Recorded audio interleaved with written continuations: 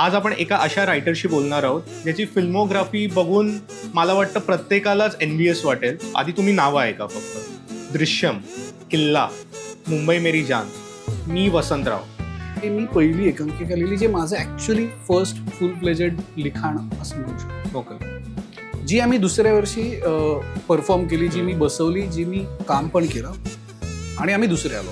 Okay. आणि तिथे कुठेतरी फर्स्ट टाइम मला असं वाटलं की हे जमू शकतं आपल्याला. म्हणजे मी तरी अशा फिल्म मेकरला शोधतोय जो मला प्रचंड आवडतो आणि बाबा तो पुण्याचा नाहीये. तर आज सुद्धा तो फेलच झालाय प्रयोग. स्टोरीमध्ये असं होतं की 2 हिरो, 1 हिरोईन, लव्ह ट्रायंगल पाहिजे, एक मर्डर झाला पाहिजे, त्या मर्डर कुणी केला याची मिस्ट्री पाहिजे. सो आयडिया खूप पटकन येतात, त्याला काही वेळ लागत नाही आणि काहीच लागत नाही. सो आम्ही सांगितलं आम्हाला प्रत्येकाला असं वाटतं की काय तो आयडिया ऑस्कर फिल्मचं सगळं मिळेल आणि सुपर हिट. आणि त्यांनी असं हळूहळू करत सगळं ते खोडून काढलं, मेकिंग अस रिअलाइज की how does it work. So मी बेल वाजवली, त्यांनी दारू घडला आणि मी म्हटलं की असिस्टंट डायरेक्टर को अप्लाय करने के लिए आया हूं. तर तो म्हणला अंदर आई.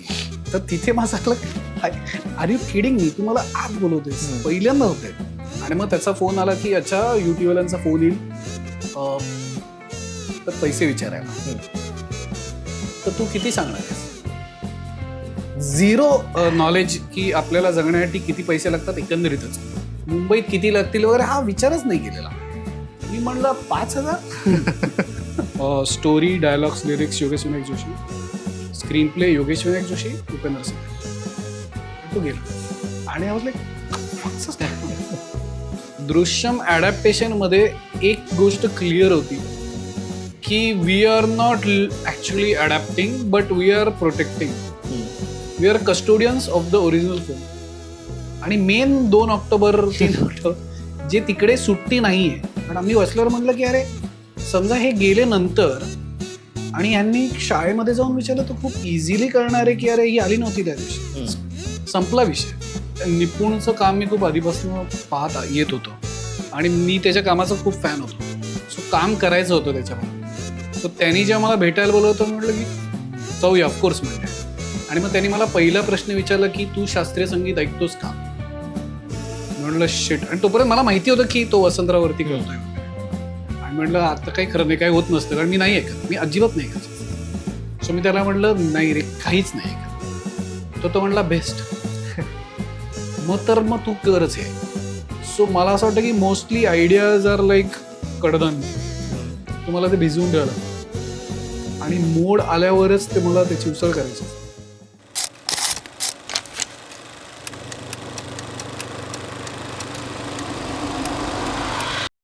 हाय, मी सौरभ आणि लोकल पिक्चर्समध्ये तुमचं पुन्हा एकदा स्वागत.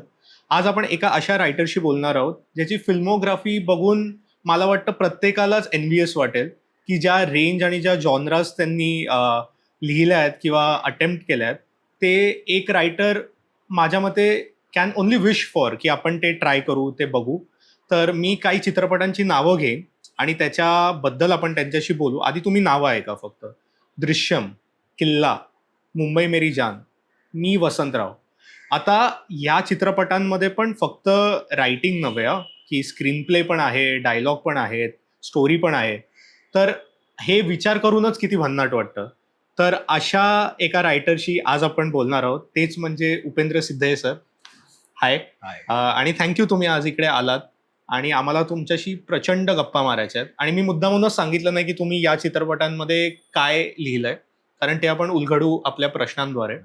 तर पहिले तर मला विचारायला आवडेल की तुमच्या लाईफमध्ये स्टोरीज कुठून आल्या, कुठून शिरले. फर्स्ट थँक्यू मला इथे बोलवल्याबद्दल. आणि स्टोरीज कुठून आल्या, अरे बाबा, कारण असं फार आठवत नाही एक्झॅक्टली कुठून आलं. नॉर्मली लोक म्हणतात की असं आजी स्टोरी सांगायची की आई गोष्टी सांगायच्या, असं काही मला प्रकर्षाने आठवत नाही की त्याच्यामुळे कुठेतरी हा प्रवास सुरू झाला. एक्झॅक्टली कशामुळे झाला मला आय हॅव नो आयडिया. पण मला पहिली स्टोरी ऐकल्याचं आठवत नाहीये, पण पहिली स्टोरी लिहिल्याचं आठवत आहे. ओके. आणि शाळेत असा काहीतरी एक्सरसाइज होता की कथा लिहायची होती आणि मे बी 7वी-8वीत असेल. आणि मी अतिशय डेंजर अशी काहीतरी कथा लिहिली होती. आणि त्यानंतर मी आजारी पडलो होतो. सो अच्छा. जेव्हा त्याचं रिझल्ट टाईप येणार होतं तेव्हा मी आजारी पडलो होतो. मी शाळेत गेलो नव्हतो. आणि त्याच्यानंतर मित्र आले होते घरी आणि ते खूप हसत होते. आणि त्यांनी फक्त सांगितलं की अरे मॅडम विचारत होत्या की कुठे आहे तो, का नाही आला वगैरे वगैरे. आणि दुसऱ्या दिवशी जेव्हा मी गेलो वर्गात तेव्हा त्यांनी मला सगळ्यांसमोर ती कथा वाचायला लावली. आणि ती इतकी बेसिकली क्रेझी बहुतेक होती, त्यामुळे त्यांना मला असे 0 किंवा 1 वगैरे मार्क मिळाला असेल 10 पैकी आय गेस. अच्छा. सो इतकी वाईट होती आणि लोक इतके हसले होते. आणि मी म्हणजे अतिशय व्हायलंट स्टोरी होती ती, एवढं मला आठवते. आणि त्यात कॉन्स्पिरसी वगैरे होती, म्हणजे राष्ट्रपती भवनात मर्डर होतो वगैरे असं काहीतरी, एवढंच मला अतिशय पुसट आठवतंय. पण ती मला मी पहिलं काहीतरी लिहिल्याचं तेव्हा आठवतंय. पण बेसिकली तुम्ही आपल्याकडे पॉप्युलर कल्चर जे आहे, पॉप कल्चर म्हणून आपण, त्यांनीच तुमची मॅक्सिमम ओळख होते, स्पेशली स्टोरी टेलिंग बद्दल. एक की तुम्ही तेच कन्झ्युम करत असता. मग ते तेव्हा लहानपणी फक्त सिरियल्सच होत्या किंवा पिक्चर होते.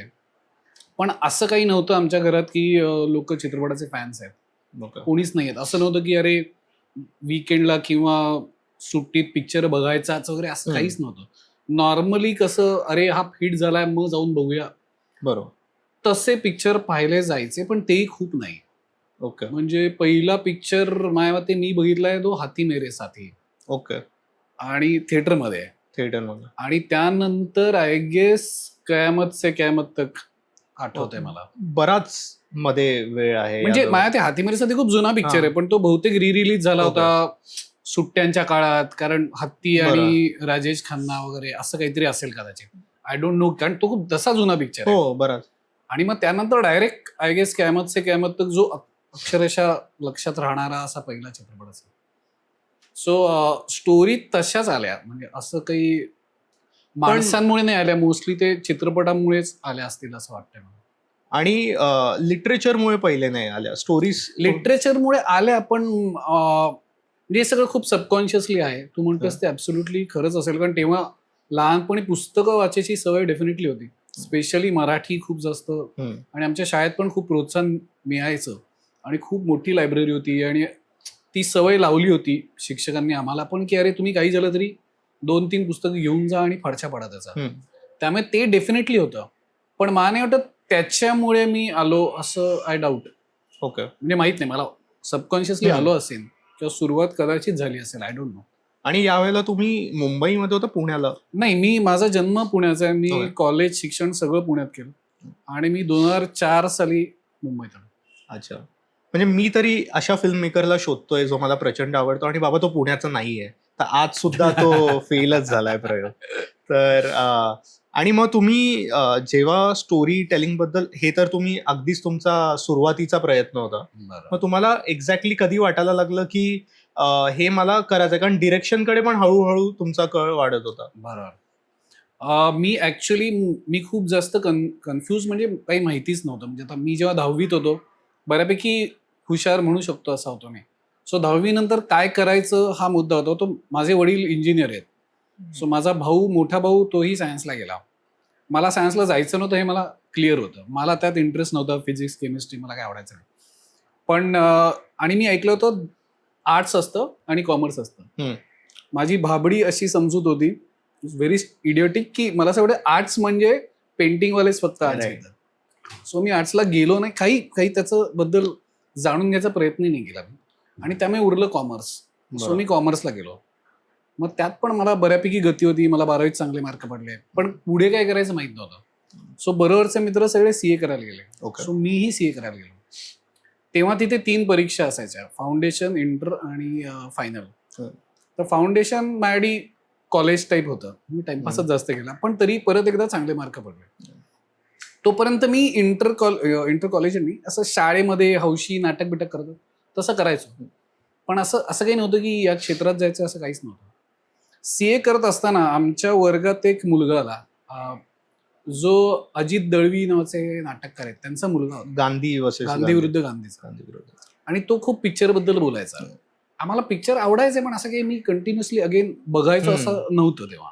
आता रंगीलाला चालला आता बघितला, असा वाला झोन होता, अशी ओढ नव्हती. त्याच सुमारास स्टार मूव्ही सुरू झालं होतं, HBO सुरू झालं होतं, MGM स्टुडिओवर ते सगळे म्हणजे इंग्लिश मूव्ही चॅनल्स यायला लागले होते आणि तो खूप बोलायचा सिनेमाविषयी विषयी. त्यामुळे कुठेतरी ती सिनेमा पाहायची आवड किंवा सवय लागली की आणि ते ऍक्सेस पण आला होता अचानक. बरोबर. सो मग ते बघायला लागलो. मग ते पायरेटेड DVDs यायला लागल्या होत्या. त्या अर्ली थोड्याशा नंतर आल्या. 2000s early 2000. राईट. सो तेव्हा बघताना मला कळलं की मला हे आवडतंय. त्यानंतर फाउंडेशन नंतर इंटर जेव्हा तुम्ही करता तुम्हाला RTLship करायला लागतं. ऍक्च्युअली तुम्ही CA कडे जाऊन काम करता. राईट. ते सुरू झालं आणि मला कळलं की हे नाही करायचं मला टिकमार्क्स नाही करायचे आहेत सकाळी 10 ते संध्याकाळी 6 पर्यंत. पण मग काय करायचंय तर मला कळलं की मला हे क्षेत्र आवडतंय सिनेमाशी रिलेटेड. त्यात काय करायचंय तर माहित नाही. ऍक्टिंग बिक्टिंग नव्हती करायची. जरी मी नाटकं बिटकं करायचो मला ते नव्हतं करायचं. मग काय करायचं तर त्याच्यातलं अतिशय सिम्पल आहे की सगळ्यात भारी माणूस कोण आहे त्याच्यातला तर कळतं की डिरेक्टर आहे कारण तो बनवतो. सो मग जरा त्याचं वाचणं तोपर्यंत इंटरनेट जर सुरू झालं होतं सो तो ऍक्सेस आला होता. सो ती हळूहळू माहिती काढायला लागलं आणि ऑब्व्हियसली काही कॉन्शियसली नव्हतं. हे बघूया काय आहे इंटरेस्ट आहे कारण पिक्चर बघायला आवडतं म्हणूनच होतं. आणि मग त्यांना वाटलं की अरे हे केलं पाहिजे. तेव्हा मी काहीतरी पहिल्यांदा स्क्रीन प्ले काय असतो हे मला ऑनलाईन मिळालं. तेव्हा एक साईट होती ज्याच्यावर खूप स्क्रिप्ट मिळायच्या. वी कुड डाउनलोड. राईट. सो मी तिकडनं डाउनलोड करायचो स्क्रिप्ट आणि एके दिवशी मी बर्ड्सचा स्क्रिप्ट डाउनलोड केला. मी बघितली नव्हती फिल्म आणि ऑब्व्हियसली ते स्क्रिप्ट होतं का ट्रान्स्क्रिप्ट होतं आय डोंट नो. पण ते मी वाचलं आणि ते माझ्या ते संध्याकाळी 4ला वगैरे मी सुरू केलं वाचायला. 5:30 पर्यंत संपलं असेल. आणि जेव्हा मी बाहेर आलो घराच्या आणि मला जेव्हा कावळा दिसला तेव्हा मला भीती वाटली. आणि मला असं वाटलं शिट हे तर मी काही बघितलं नाहीये. There was nothing. मी फक्त वाचलं. बरं असंही नाही की ते नॉव्हेल आहे की ते खूप डिस्क्राईब केलेलं आहे तसंही नाहीये. पण समथिंग हुक्ड मी की हे फक्त वाचून जरा मला एवढं वाटत असेल तर मग केल्यानंतर काय असेल. तेव्हा कुठेतरी त्याचं महत्व कळायला लागलं रायटिंगचं. मग नुसते प्रयत्नच करत होतो की अच्छा आपण करून बघूया. पण तरी एका साईडला CAचं चालू होतं आणि मी घरी सांगितलं होतं की मला नाही करायचं आता सोडायचं वगैरे. पण ॲज युजल सगळ्यांचे पेरेंट्स म्हणतात तसं त्यांनी असं तू हे कम्प्लीट कर आणि मग तुला पाहिजे ते कर. आणि सुरुवातीला मलाही वाटलं की अरे भारी रे आपण असं पास होऊ CA बनू आणि मग अशी लाथ मारू आणि म्हणू की आता मी फिल्म बनवणार वगैरे. पण कोइन्सिडेंटली मी फेल झालो. आणि मी फेल झालो आणि माझे आई वडील दोघंही इथे नव्हते. ते परदेशात होते कारण बाबांचं पोस्टिंग तिकडे होतं. आणि मी फोन केला त्यांना आणि मी म्हणलं की मी सोडतोय. आणि मग ते काहीच बोलले नाही. ती लंबी खामोशी. आणि म्हणलं की काहीतरी बोला की तर बाबा म्हटले की काय बोलू मी एवढ्या लांब आहे. मी काही बोललं तरी तू ते करशील असं नाही. पण त्यांनी मला 1 वर्षाचा पिरियड दिला एज्युकेशनल इयरचा. आणि ते म्हटले ह्याच्यात तुला काय वाटेल ते कर. तुला कुठे कोर्स करायचा आहे फिल्म रिलेटेड ते कर. नोकरी मिळत असेल या संदर्भात ते कर. काहीतरी कर. जर या 1 वर्षात तू काही करू शकला नाहीस तर तुला MBA करावं लागेल. मग मी त्या 1 वर्षात मी फक्त परीक्षा देत होतो. मी MBAच्या पण परीक्षा दिल्या आणि मी फिल्म मासकॉमच्या पण परीक्षा दिल्या. सो मी पण FTIची एक्झाम दिली. आणि त्याच काळात माझं एकंदर रुटीन असं होतं की मी सकाळी उठायचो आणि TV लावायचो. जो कुठला पिक्चर असेल जो कुठला तो बघायचा. तेव्हा सबटायटल्स वगैरे यायचे नाहीत. तेव्हा इंग्रजी काहीही कळायचं नाही चित्रपटात काय बोलतात ते. सो फक्त जे व्हिज्युअल असेल ते बघत राहायचं. एक संपला की दुसरा. जर वाटलं की हे बोर होतंय तर मग चॅनल बदलायचं स्टार मूव्हीज लावायचं असं टाईप. हेच होतं माझं दिवसभराचं रुटीन. आणि मी FTIची एक्झाम दिली. त्यात काही तयारी केली नव्हती आणि मी त्यात फेल झालो FTIच्या मध्ये. मग त्यानंतर मी सिम्बॉयसिस मासकॉम खूप तेव्हा प्रेस्टिजियस होता. सो मी त्याची एक्झाम दिली. मी त्याच्यात रिटर्न पास झालो पण मी इंटरव्ह्यूला फेल झालो. मग मी झेवियर्सची एक्झाम दिली. सेंट झेवियर्सला तेव्हा फिल्म प्रोडक्शनचा कोर्स होता. ओके. सो मी तिथे वेटिंग लिस्टला होतो. असा 4था नंबर वगैरे होता. आणि नाव इट वॉज मी म्हणजे संपलं होतं वर्ष. बरोबर. तोपर्यंत मी MBAची एक्झाम दिली होती. मला पुंबामध्ये लिस्टमध्ये नाव होतं. पुंबा म्हणजे पुणे युनिव्हर्सिटी. आणि म्हटलं आता काय, आता एकच शेवटची एक्झाम होती, ती होती पुणे विद्यापीठाची मास कम्युनिकेशन. ओके. म्हटलं हे जर नाही झालं तर आपल्याला खरंच MBA करावं लागेल. आणि मी ती एक्झाम दिली आणि मी थँकफुली पास झालो. ओके. आणि मला MBA ची गरज भासली नाही आणि मी त्याच्यात आलो. तिथे गेल्यानंतर मला पहिल्या वर्षात इतकं बेसिक पासून शिकवत होते की टीव्ही कसा चालतो, म्हणजे कॅथोड रे ट्यूब म्हणजे काय वगैरे. राईट. तर मला असं वाटलं की हे का शिकवत आहे, मी याच्यासाठी आलेलोच नाही. मग आम्ही जेव्हा सिलेबस, आणि माझ्यासारखे बरेच लोक होते समविचारी, की आम्ही सिलेबस बघितलं की फर्स्ट अख्खं वर्ष ते फक्त थिअरी आहे आणि याच्यात creative is nothing, zero. Plus तो mass communication, it was a video production, त्याचं स्पेशालिटी होती, okay. Not film. So it was any case फिल्मच काही शिकवणार नव्हते. आणि या दरम्यान तुम्ही लिहायला स्वतः नाही, चालू अजूनही नाही नव्हतं. केलं होतं? अजूनही करत Okay. लिहायला सुरुवात नव्हती केली. बरेच 1-2 स्क्रिप्ट असे लिहून सोडले होते, अच्छा. पूर्ण काहीच केलेलं नव्हतं, काहीच. आणि तेव्हा फर्स्ट इयरला एकांकिका स्पर्धा असते पुण्यात, पुरुषोत्तम करंडे. तर तिथे आमचा एक सिनियर आहे, तो नाटक त्यांनी लिहिलं होतं नाटक. दुसरा एक सिनियर आहे, तो बसवत होता Okay. आणि त्यांना ऍक्टर्स पाहिजे होते. तर तेव्हा मी ऑडिशन दिली आणि मी लीड साठी सिलेक्ट झालो. मग मी आणि माझे मित्र त्यात घुसलो, हे म्हणून की आपण पुढच्या वर्षी करूया, आता सगळी सिस्टीम समजून घ्या. त्या एकांकिकेचं काहीच झालं नाही, तो मुद्दा वेगळा, पण आम्हाला ती सगळी सिस्टीम कळली. आणि त्या सुमारास कधीतरी मी पहिली एकांकिका लिहिली, जे माझं ऍक्च्युअली फर्स्ट फुल फ्लेजेड लिखाण असं म्हणू शकतो. ओके. जी आम्ही दुसऱ्या वर्षी परफॉर्म केली, जी मी बसवली, जी मी काम पण केलं, आणि आम्ही दुसरे आलो. ओके. आणि तिथे कुठेतरी फर्स्ट टाइम मला असं वाटलं की हे जमू शकतं आपल्याला, बिकॉज ऑफ द रिस्पॉन्स. पहिल्यांदा कदाचित माझ्या घरच्यांनाही वाटलं की, कारण तेही बघायला आले होते आणि त्यांनाही असं वाटलं की अरे हा उगीच काही बोलत नाही, याच्यात आहेत काहीतरी गुण, कदाचित काहीतरी करू शकेल. So that was the actual turning point, जेव्हा मला ऍक्च्युअल कॉन्फिडन्स आला की मी लिहू शकतो. आणि मग then obviously graduated to short films आणि मग इव्हेंच्युअली फीचर. हे सगळं करता करता पुण्यामध्येच होतात तुम्ही अजून? पुण्यातच होतं. मग फायनली तुम्ही मुंबईमध्ये कधी आलात? झेवियर साठी पण तुम्ही एकदा मुंबईला येऊन गेला होता? झेवियर साठी येऊन गेलो मी, फक्त त्या परीक्षेसाठी आणि इंटरव्ह्यू वगैरे जे होता त्याच्यासाठी. दिस वॉज 2003 ला आम्ही पुरुषोत्तमला एकांकिका केली, एनिग्मा.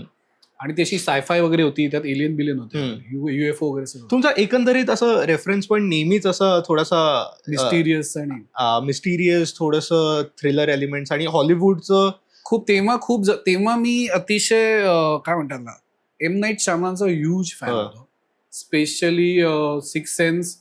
आता अगेन सिक्स सेन्स जेव्हा बघायला गेलो त्या मॅक्सिमम 80% कळलाच नाही डायलॉग बरोबर काय बोलताय ते, कारण तेव्हा सवयच नव्हती ते सगळं बोलायची.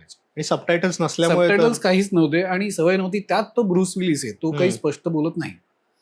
त्यामुळे पण तुम्हाला स्टोरी कळते, तुम्हाला व्हिज्युअल्सनी तुम्ही अट्रॅक्ट होता आणि त्यामुळे त्याचा खूप प्रभाव होता. स्पेशली बॅकग्राऊंड स्कोअरचा होता, ऍटमॉस्फिअरिक जे तो बनवत होता त्याचा होता. आणि स्पेशली अनब्रेकेबल तर काहीच कळणार नाही तेव्हा मला. खूप नंतर मी पाहिला तेव्हा मला खूप जास्त कळलं.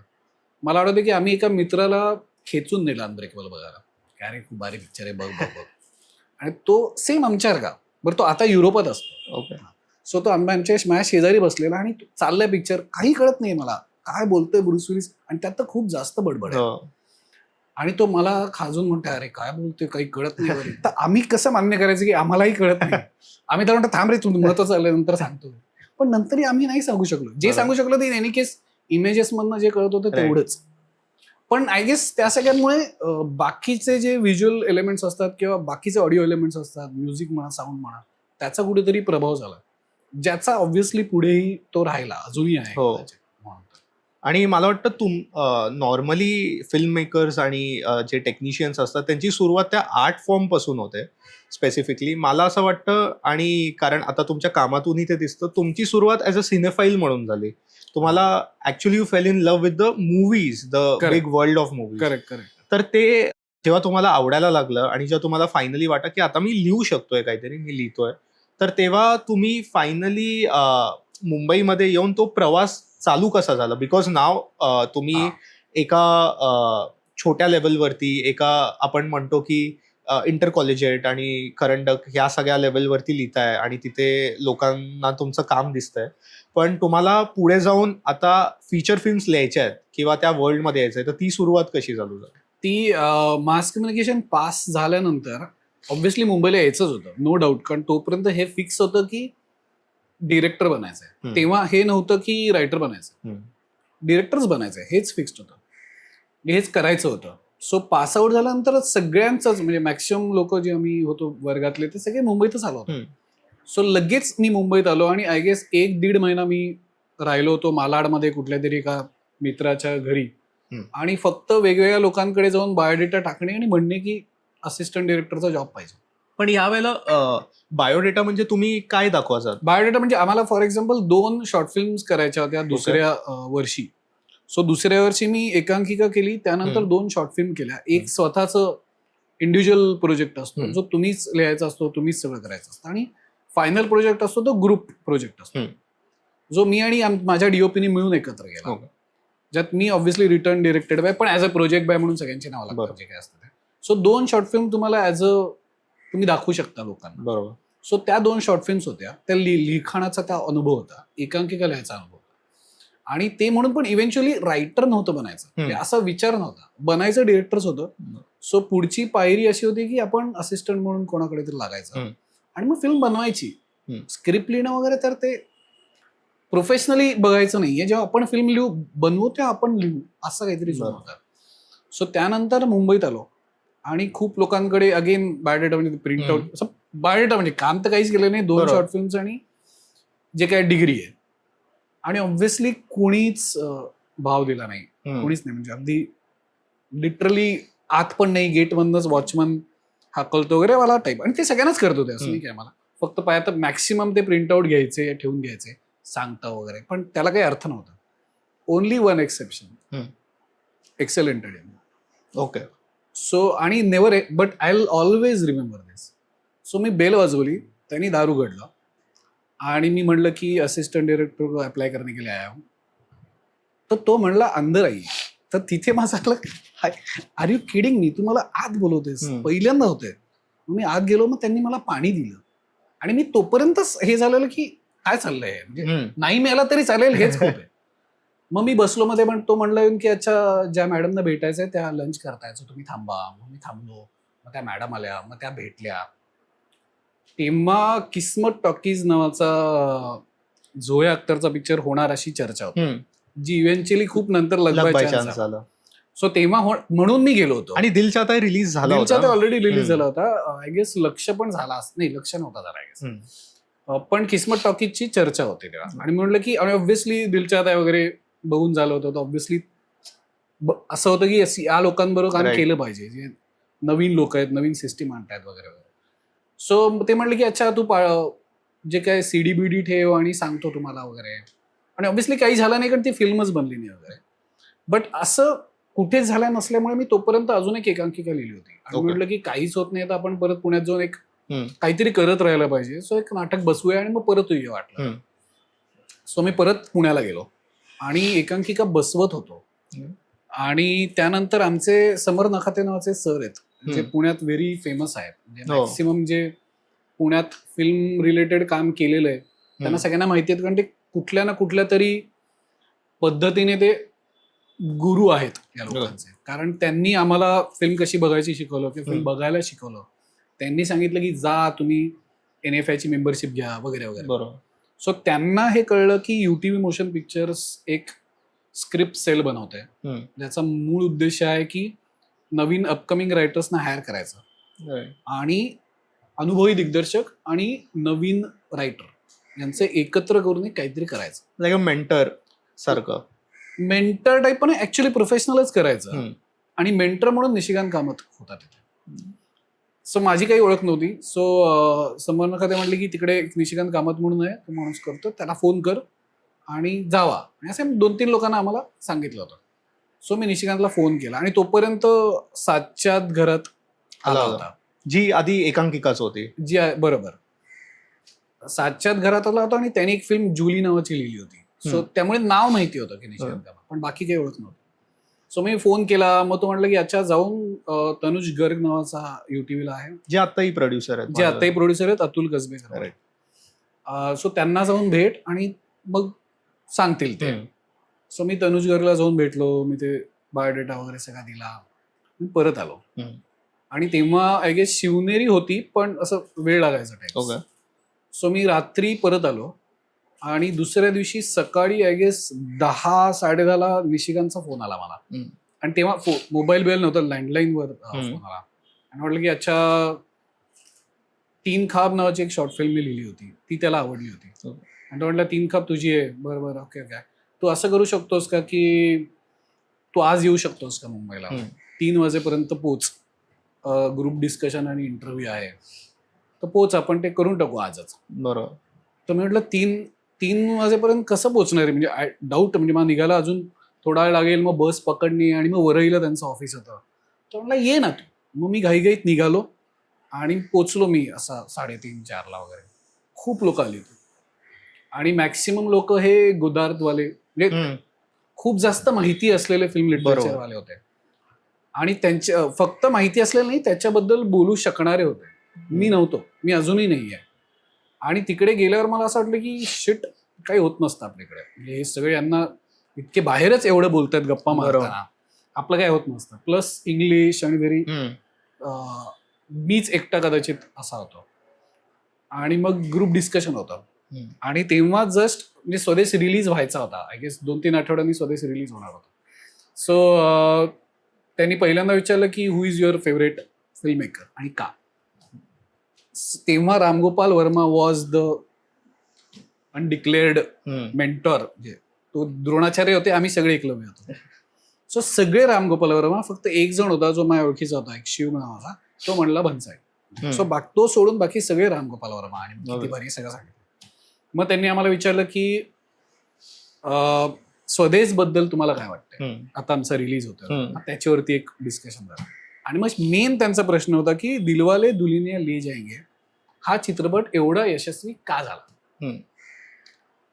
मला असं वाटलं की दिस इज अ स्टुपिड क्वेश्चन. कारण स्टुपिड इन द सेन्स, याचं तुम्ही अनालिसिस काही करा, पण कसं सांगणार की का चालला, तुम्ही का, तुम्हाला आवडला हे विचारा आणि लोक सांगते. आणि लोक खूप काय काय बोलायला लागले ॲज युजल. मला जी भीती होती आणि मला असं वाटलं की शिट, प्लीज काही बोल, तू फालतू काहीतरी बोल, पण काहीतरी बोल की जेणेकरून रेकॉर्ड येईल की हा बोलला बेसिकली. आणि इव्हेंच्युअली जेव्हा माझी टर्न आली तर मी असं अतिशय असं उत्तर दिलं की नाही, कसं ते परंपरा आणि आधुनिकतेचा तो मिलाफ होता आणि कसं शाहरुख खान कुड have run away with Simran, but he didn't आणि ही चोज नाही, मैं तो बाबूजी का आशीर्वाद लेके जाऊंगा वगैरे. म्हणजे त्यामुळे ते दोन्ही पिढ्यांना हिट झालं वगैरे, असं मी काहीतरी एक मोगम उत्तर दिलं. आणि मग सगळं झालं आणि मग हे होतं, काय म्हणतात त्याला, इंटरव्ह्यू नव्हता, टेस्ट होती ऍक्च्युअली लिखाणाची.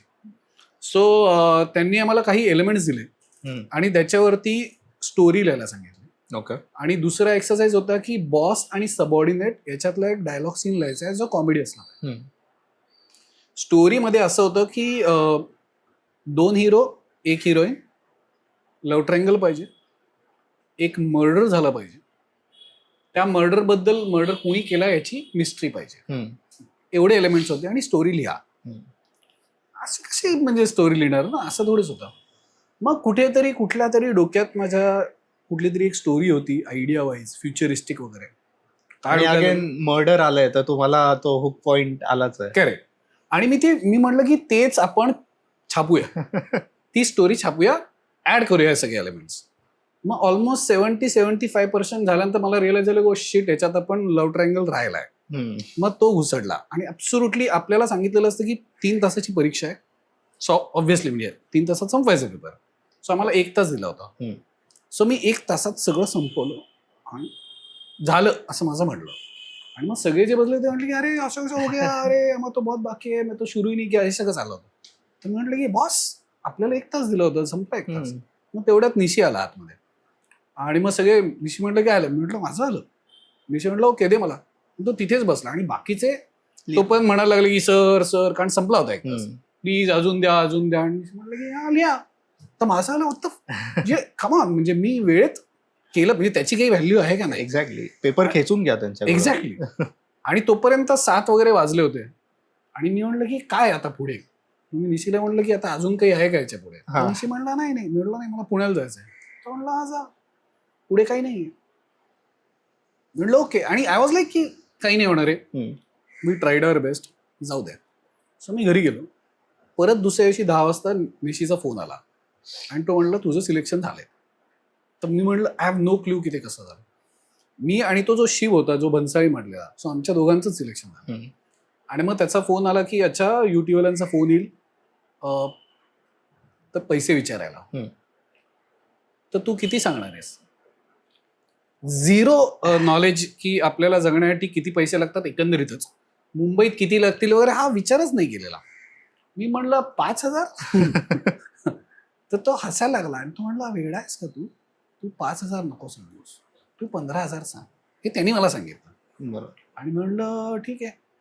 आणि मग फोन आला युटीचा आणि मी म्हणलं 15,000. मग ते म्हणले ओके. आणि मग आमचा प्रवास सुरू झाला, ज्याला 16,000 बेसिकली आमचा पगार होता, which was huge amount for at that time, specially for people like us. आणि मग तेव्हा ते स्क्रिप्ट सेल सुरू झालं, ज्यात निशी आमचा मेंटॉर होता. आणि we are suppose to write script for UTV. आणि दे हॅड प्लॅन की कोणतरी मोठा डिरेक्टर, रेप्युटेड डिरेक्टर येऊन ते डिरेक्ट करेल. It never मटेरियलायझेस. बट त्यांनी काय झालं की आमचे खूप चित्रपट बघून झाले, बरोबर, प्लस लिहून झाले.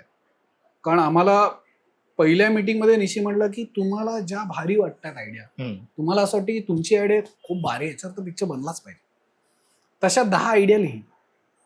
मी आणि त्या शिवनी 10 आयडिया लिहिले. तो म्हणला सांगा. आणि आयडियाच होत्या. सो आयडिया खूप पटकन येतात, त्याला काही वेळ लागत नाही आणि काहीच लागत नाही. सो आम्ही सांगितलं आम्हाला प्रत्येकाला असं वाटतं की काय तो आयडिया ऑस्कर फिल्मफेअर सगळं मिळेल आणि सुपर हिट्स.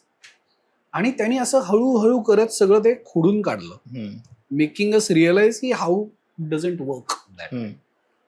आणि मग ती खूप जास्त काय म्हणतात त्याला, it was not a direct process of learning, but learning on the job वाला जो होता, जे साधारण 9 महिने तो जॉब आमचा होता. त्याच्या आधीच म्हणजे आम्ही सुरू केलं डिसेंबर एंडला आणि मे मध्ये निशीनीच ते काम सोडलं कारण त्याला डोंबिवली फास्ट शूट करायचं. आणि त्यानंतर डोंबिवली फास्ट संपेपर्यंत हे बंद झालं कारण UTVला कळलं की हे वर्क नाही होत आहे, म्हणजे समहाऊ इट डिडंट वर्क. आणि हे थोडंसं काळाच्या पुढे पण होतं, ज्याला आपण जास्त काळाच्या पुढे रायटिंग रूम म्हणतो, जे आजकाल बऱ्याच सिरीज मध्ये होतं, जिथे एक शो रनर असतो आणि रायटिंग रूम असते. तेव्हा खूप असं होतं की प्रत्येक मोठ्या डिरेक्टरचे रायटर ठरलेले होते, तर तो कम्फर्ट झोन सोडून येईल, बरोबर, हे जरा डाऊट होता. जे झालं unless until you hire new director, पण ते त्यांना करायचं नव्हतं. त्यांना म्हणजे फॉर एक्झाम्पल डेव्हिड धवनला आम्ही स्टोरी पिच करणं तर इम्पॉसिबल आहे. म्हणजे एक माणूस ऑलरेडी आहे ज्यांनी 10-15 पिक्चर केले, त्याला सगळं माहितीये की काय पद्धतीचं आवडणार आहे, काय पाहिजे, सगळंच त्याला आम्ही पिच करणं. आणि जर ते चालत आलं तर का म्हणून कोणी ते बदलायचं. एक्झॅक्टली, म्हणजे ते मग तुम्ही तसे डिरेक्टर शोधा, जे खूप अवघड होतं त्या काळात. बरोबर. आज जसं तू म्हणलास तसं आज खूप इझी आहे हे करणं. त्यानंतर बऱ्याच लोकांनी ते करायचा प्रयत्न केला, पण आय डोंट थिंक की ते ऍक्च्युअली कोणाचं फार वर्कआउट झालं. आणि मग या प्रोसेसमधून डोंबिवली फास्ट मध्ये तुम्ही एक छोटा रोल पण केला मला वाटतं. कारण ते कंपल्सरी असतं. आम्ही तिथे UTVत काम करत होतो आणि निशीनी फोन करून आम्हा दोघांनाही बोलून घेतला की शूट करायचं आहे, काही झालं तरी. सो आम्ही गेलो. आणि हा तुमचा पहिला एक्सपिरियन्स होता फिल्म सेटवर? हो. तर एकंदरीत तुम्ही तिथे पहिल्यांदा गेल्यावर जे तुम्ही नेहमी इमॅजिन केलंय किंवा फायनल प्रोडक्टच बघितलाय, तर how was it to be on a film set finally? नाही, ऍक्च्युली खूप लोक होती असं पहिलं माझं हे होतं की केवढी लोक असतात बेसिकली. आणि ऍक्च्युअली मी सेटवर नव्हतो गेलो. नाही, Dombivli fast was the first, पहिल्यांदा मी सेटवर गेलो होतो. तर त्या सगळ्या गोंधळात वगैरे एकतर 2 गोष्टी होतात मला वाटतं, की फिल्म सेटवर जाऊन either you fall in love with that process or you feel की हे मला नाही करायचं आहे तो गोंधळ बघून. कारण एक्सपिरियन्सेस असे होतात, ओरडणं असतं, खूप तामझाम असतो, कारण टाइम जातोय. आणि तेव्हा तर मला वाटतं डिजिटल आलं होतं, तर पैसे जात आहेत दर फ्रेमला, तर ते सगळा गोंधळ चालू आहे. तर तुमचा एक्सपिरियन्स कसा, यू फेल्ट की हे माझ्यासाठी आहे? तोपर्यंत बरेच म्हणजे मी तसा विचार केला नाही मे बी, कारण तोपर्यंत मी ऍक्सेप्ट केलं होतं की मी आता रायटिंग करीन. ओके. कारण तोपर्यंत एक दुसरं रिअलायझेशन आलं होतं की बेस्ट, म्हणजे जे नंतर जास्त पक्क झालं मुंबई म्युझियमच्या दरम्यान, की there are 2 ways to make films, 2 paths. एक आहे तुम्ही ही शिडी चढा, असिस्टंट डिरेक्टर बना आणि मग हळूहळू प्रमोट व्हा, असोसिएट डिरेक्टर बना आणि मग डिरेक्टर बना. आणि दुसरी आहे की तुम्ही स्क्रिप्ट लिहा जे तुमचं असेल, आणि असं स्क्रिप्ट लिहा की जे वाचून कोणालाही असं वाटेल की अरे फक्त हाच डिरेक्ट करू शकतो, असं काहीतरी करा. जे जास्त, त्यामुळे असं मला वाटलं की मी इन एनी केस, बिकॉज तोपर्यंत मी रायटर बनलो होतो त्या रायटर्स सेलमध्ये आल्यामुळे, त्यामुळे असं कदाचित माझी सबकॉन्शियसली असं वाटत होतं की हाच मार्ग आहे पुढे. सो असा विचार नव्हता की आपण आता सेटवरती जातोय तर आता इव्हेंच्युअली आपल्याला एडी बनायचं आहे, किंवा हा विचारच नव्हता तेव्हा. एकतर हे पण असतं की you just go with the flow. तुमचा पहिला आहे तर तुम्ही ते घेता फक्त, आणि you are not really thinking, but you feel, काय म्हणतात त्याला, प्रिव्हिलेज्ड की तुम्ही आहात आणि तुम्ही पार्ट होताय, याच्यातच खूप भारी असतं की अरे तुमचा काही संबंध नाही ऍक्च्युअली त्या चित्रपटाशी, पण बिकॉज डिरेक्टर ओळखीचा आहे तुम्ही त्या प्रोसेसचा नकळतपणे भाग बनताय, ही याची किक असते. त्यामुळे हे वातावरण कसं आहे वगैरे, आय डोंट थिंक की त्याचा विचार झाला, पण ते भारीच असतं, वाटत होतं की अरे आपण पार्ट हो त्याचा. आणि मग त्याच्यानंतर मुंबई मेरी जान हा कसा झाला? त्याच्यात तुम्ही रायटर सुद्धा होता, स्क्रीन प्ले लिहिलेला तुम्ही, आणि तुम्ही एडी पण होतात हो त्याच्यावरती. Correct. तर या दरम्यान तुम्ही नक्की, एकतर हे कसं झालं की डोंबिवली फास्ट नंतर तुम्ही मुंबई मेरी जानवर काम केलं. ऑफकोर्स निशिकांत कामत एक कॉमन कनेक्शन होतं, पण मग जर रायटर बनवायचं ठरवलं तर मग परत एडी का? सो UTVचा जेव्हा जॉब संपला, सो माहित नाही मला हे सांगायला पाहिजे, पण वी वर व्हेरी, एका पॉईंट नंतर दुर्लक्ष झालं त्या स्क्रिप्ट सेलकडे निशिकांत गेल्यानंतर, आणि मग एका पॉइंटला डेझर्टेड असायचा. सो जाऊ दे, आपण स्किप मारूया, पण ते मी ऑफ कॅमेरा सांगितलं किंवा तुम्ही हे कट करा. आणि तोपर्यंत कुठेतरी असं होतं की हे नाही होते, we have to quit, but we have to figure it out की पुढे काय करायचं. बरोबर. तो माझ्याबरोबरचा जो मित्र होता, जो आता अजूनही तो रायटिंग करतो, शिव, तो म्हणला की अरे आपण 1 महिना अजून, आणि तोपर्यंत निशा असं होतं तुम्ही का काम करताय, म्हणजे इन एनी केस ते फ्रुटफुल होत नाहीये वगैरे, तर यू लिव्ह. तो म्हणला की जॉईन करा मला, आपण काहीतरी काम करू वगैरे. पण शिव म्हणला की माझ्याकडे सेव्हिंग्ज नाहीयेत, सो प्लीज आपण 1 महिना थांबूया. आणि म्हणलं की यार ठीक आहे थांबूया. सो आम्ही 1 महिना थांबलो आणि म्हणलं की ओके, पगार आला की आपण पटकन जाऊया आणि राजीनामा देऊया. सो पगार आधी दिला. तर आम्हाला 30 तारखेला त्यांनीच आम्हाला बोलवलं आणि सांगितलं की सॉरी आम्ही बंद करतोय. तुम्ही म्हणाला आम्हाला कळतंय, आणि उपेंद्र तू घरी जा, म्हणजे तुला कम्प्लीट, आणि शिव आम्ही तुला ठेवतोय, ओके तू डेव्हलपमेंट कर आमच्या बरोबर, आणि Upendra sorry we can't continue.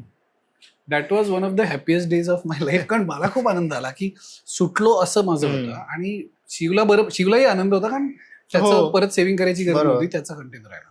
So in any केस निशीनी दिली होती ऑफर की यू जॉईन मी. सो तेव्हा निशी ॲज अ रायटर म्हणून काम करत होता हिंदी इंडस्ट्रीमध्ये. तो अब्बास मस्तानसाठी 1-2 चित्रपट लिहित होता. सो मी निशीला जॉईन झालो ॲज असिस्टंट रायटर. ओके. आणि मग मी बराच तो पगार देत होता मला monthly.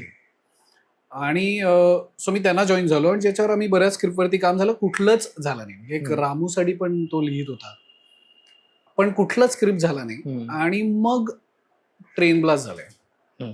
जेव्हा मी पुण्यात होतो, मी आजारी होतो, इफ आय रिमेंबर करेक्टली, 2006ला. आणि मग 2 दिवसांनी, ब्लास्टच्या 2-3 दिवसांनी मिशीचा फोन आला आणि म्हटला की अरे याच्यावर असं वाटतं पिक्चर बनवूया. आणि मी म्हणलं बेस्ट आयडिया आहे. आणि तो म्हटला अजून एक रायटर ऑलरेडी आहे ऑनबोर्ड, तर तूही ये ऑनबोर्ड. म्हटलं ग्रेट. आणि मग सुरू झालं.